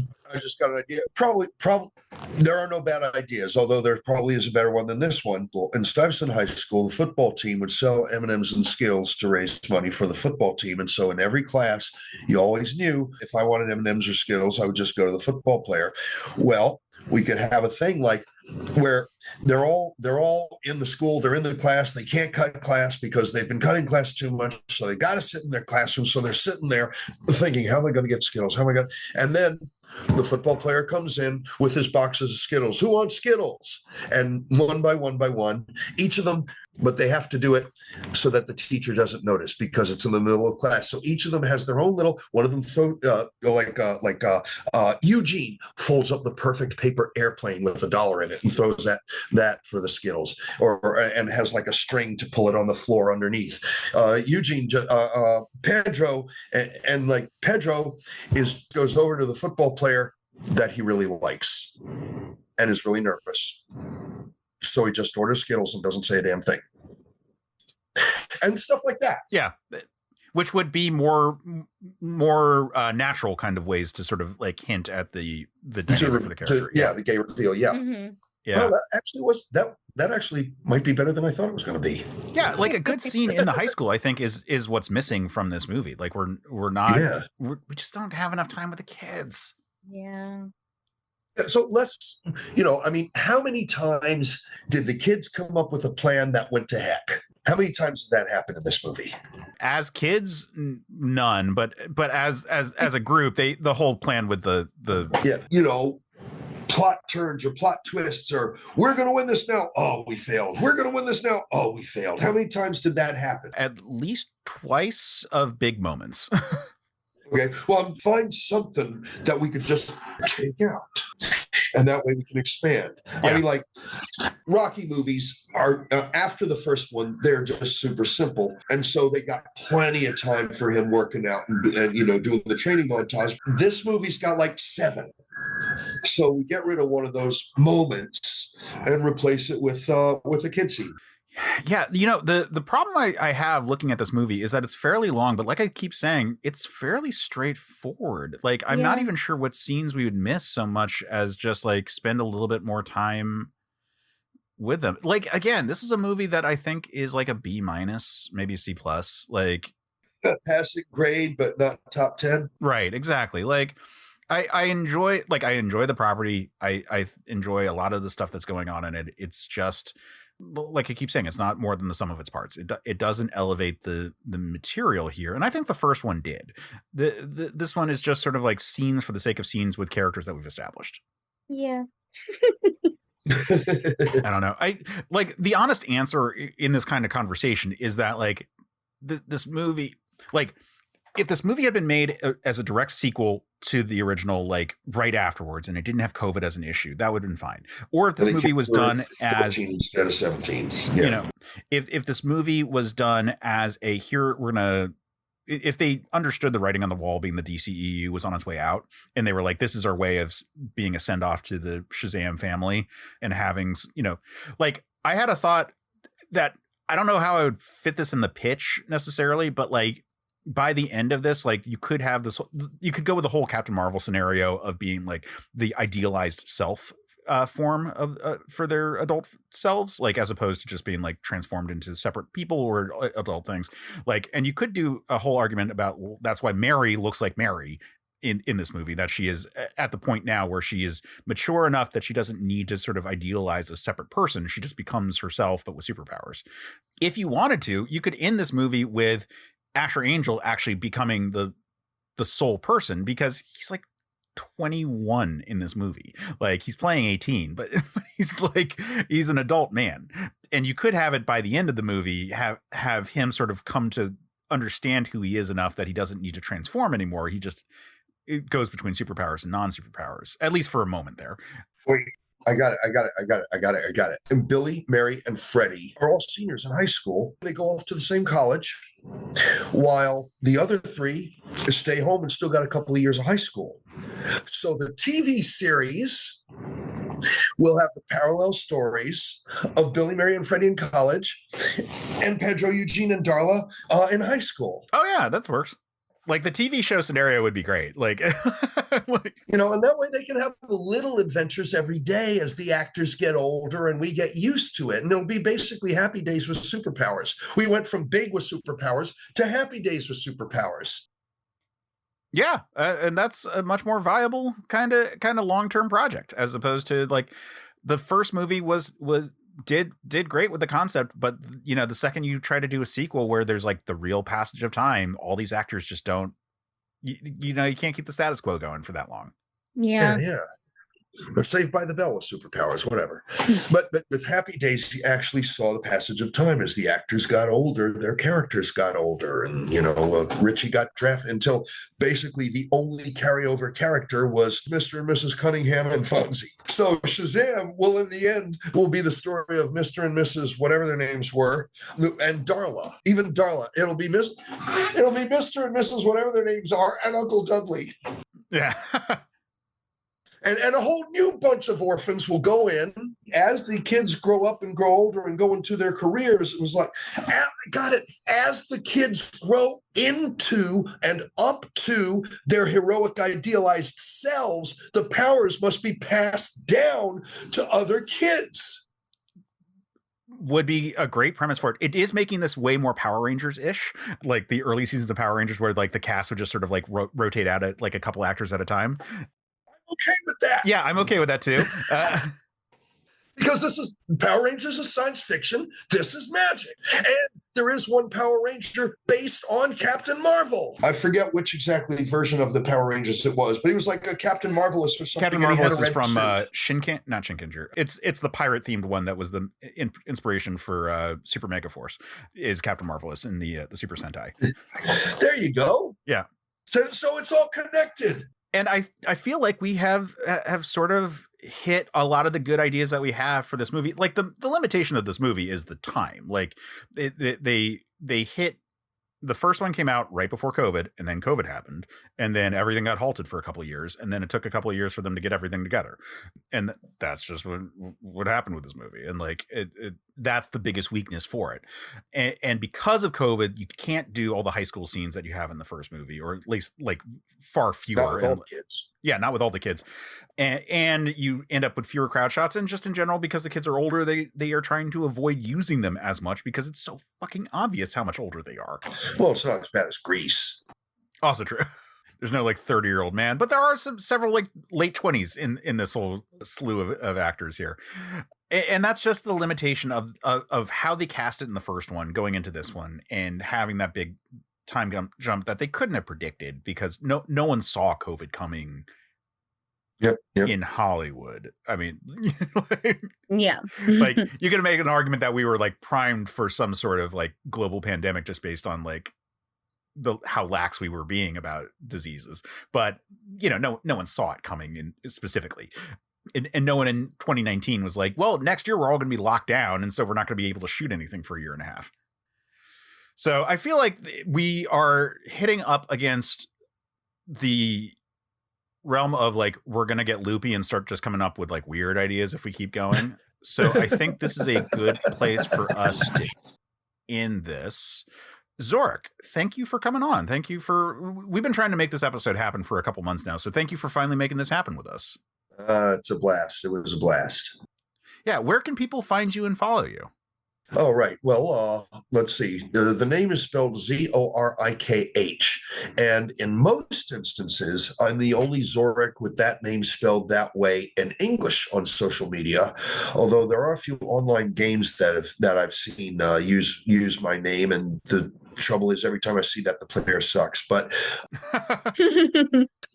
yeah, pretty much if you see Zorikh and the picture is this, it's probably me. So that's Instagram, YouTube, Facebook. I haven't done anything to my MySpace in a while, and I never did get onto Friendster. But I do miss going.com and Tribe. And of course, CaptainZorikh.com and the Captain Zorikh YouTube channel. And for what we're talking about, there's CaptainMarvelCulture.com and the Captain Marvel Culture Facebook and the Captain Marvel Culture YouTube, where you can actually see some of my lectures about the history of the many different Captain Marvels. So if you're trying to figure out where do copyrights and trademarks come into play and who sued who and why and what the result was, that's the only YouTube channel that gets it right. Even the cartoon history of comics, I was like, yeah, but they made such a good effort at telling the story. I'm just like, I'm not going to go say, no, that should be a he, not a they, stuff like that. Mm-hmm. As in one person instead of plural, just right, so everybody knew what I was talking about. Okay. That probably was a useful clarification on that one in today's culture. No, but Zorikh, you're our wonderful informational bastion for Captain Marvel material. So I'm glad that you've got your YouTube channel. I'm glad that you've got all the stuff going on that people should absolutely check out. Yeah. Also, I've got I have these old pamphlets that I don't have them with me. I have these old pamphlets, like basically that are a 3 pamphlet series that outlines the history of the many Captain Marvels, and I'm working on rewriting it into a larger volume or into basically a subscription service where every month or so you're going to learn a little bit more about another Captain Marvel and about how they relate to our history, to our society, and to our culture. Like the anti-communist witch hunts of the 1950s are referenced in no fewer than 3 different Captain Marvels. Yeah. The Alien Activities Commission, for instance. Yeah, and you make like extremely astute points about Captain Marvel. So I think people should check out your stuff, and then they should check out what Sam's got going on. Sam, what have you got going on? Where can people find you and follow you? They can find me here whenever our episodes drop. And I do lurk on our Discord. So if you say mean things about me, I will know. So only say nice things about me. But if you have any complaints about anything I said today, which I don't think that I actually said anything to complain about, but if you have any complaints about anything I said today, anything, you can find Case at. Oh, you can find me on most social media platforms at Case Aiken, except for Instagram, where I'm holding on for dear life to my AIM screen name from high school, which is Quetzalcoatl 5, Quetzalcoatl 5, because I was pretentious as fuck in high school and continue to be so. So you can find me on most social medias at Case Aiken. As Sam mentioned, our Discord's a really good place to find us and interact with us. The Certain Point of View Discord. You can find a link on our website or in the show notes for this episode. It's a really good place to come and interact and chat. Otherwise, you can find me on my other podcast, which is Men of Steel, which is a Superman and Superman adjacent podcast, where we talk about all things that are in the wheelhouse of flying bricks, just going about out there and being moral paragons. Captain Marvel is Superman adjacent. Oh, for real. He's the first episode of my Superman Analog series. And yeah, so on that note, the Superman Analog series just hit episode 150. And so we just put out our, and by just, I mean, it's going to be several months ago by the time this episode drops, but we just put out the compilation of episodes 51 through 100 on the Superman Analog series. So check that out on the YouTube for Certain Point of View Media, Certain POV Media. Check that out on YouTube. Also, check out our Patreon, which I need to thank some people. So I forgot to put up the notes for that. While you're looking, my tribute to your high school screen name: we shall worship Quetzalcoatl. Our devotion tunes total, at our services we yodel. It's good enough for me. Give me that old time religion. Give me that old time religion. Give me that old time religion. It's good enough for me. I love that you just have that ready to go. Oh, I mean, name a god, there's a verse. Okay. And if there isn't, you can make one up. Fair enough. On that note, so we have patrons to thank. And so I need to thank the people who joined our Patreon at the executive producer level. If you want to support the show, you can join at any tier. The free tier is great. We do essays every single week. But honestly, if you joined at the paid tiers, that would be extremely appreciated, because that would help the show go, especially considering that I am having child number 2 right now, and that's going to get a little hairy soon. But in the meantime, let's thank the people that we have to thank, which is Micah McCaw, Carter Hallett, Sean Muir, Lee Gregor, Memento Young, Logan Crowley, Joe Mastropiero, Casey and Nancy Aiken, Adam Samter, and Keith Lettinen. These are the wonderful people who joined at the executive producer level. If you want to join at that level, you'll get your name read off in every episode of our podcast. And we very much appreciate those who have supported the show. It's wonderful that we've been able to go for now, 180 some episodes. We've been going for a good long time. So appreciate all the support and want to thank them. Zorikh, thank you again for coming on. Sure. One last plug. Big Apple Comic Con, November 22nd. I host the costume contest. Prizes for everyone, judged by audience applause meter. Sounds great. I do have unfortunate news, which is this episode will be dropping well after that. But well, if you were there, you remembered it. We'll have another one. But everyone should check out Zorikh. I appreciate you coming on. It's been too long. It's been like 15 years since last time I saw you in person. So it's wonderful. It's wonderful getting a chance to chat with you. And then they should check out other shows at certainpov.com. We've got a ton of great shows. Zorikh, you might like the new one that we just launched called Trade School, which is a show where people submit a rant for 5 to 15 minutes about why they love a particular trade paperback. Just one guest host each episode. It's no back and forth. It's just 5 to 15 minutes. This is why I love an episode. The show launched now 4 weeks ago. It's a weekly show.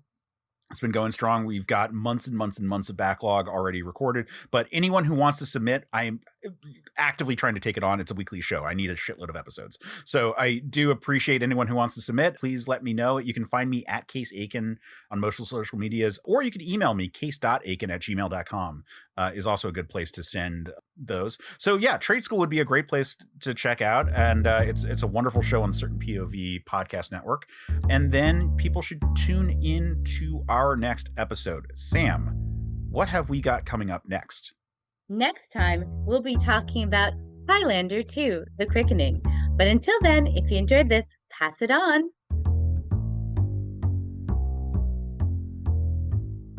Thanks for listening to Certain Point of View's Another Pass podcast. Don't miss an episode. Just subscribe and review the show on iTunes. Just go to certainpov.com. Another Pass is a Certain POV production. Our hosts are Sam Alicea and Case Aiken. The show is edited by Sophia Ricciardi. Our logo and episode art is by Case Aiken. Our intro theme is by Vin Macri, and our outro theme is by Matt Brogan. CPOV. CertainPOV.com.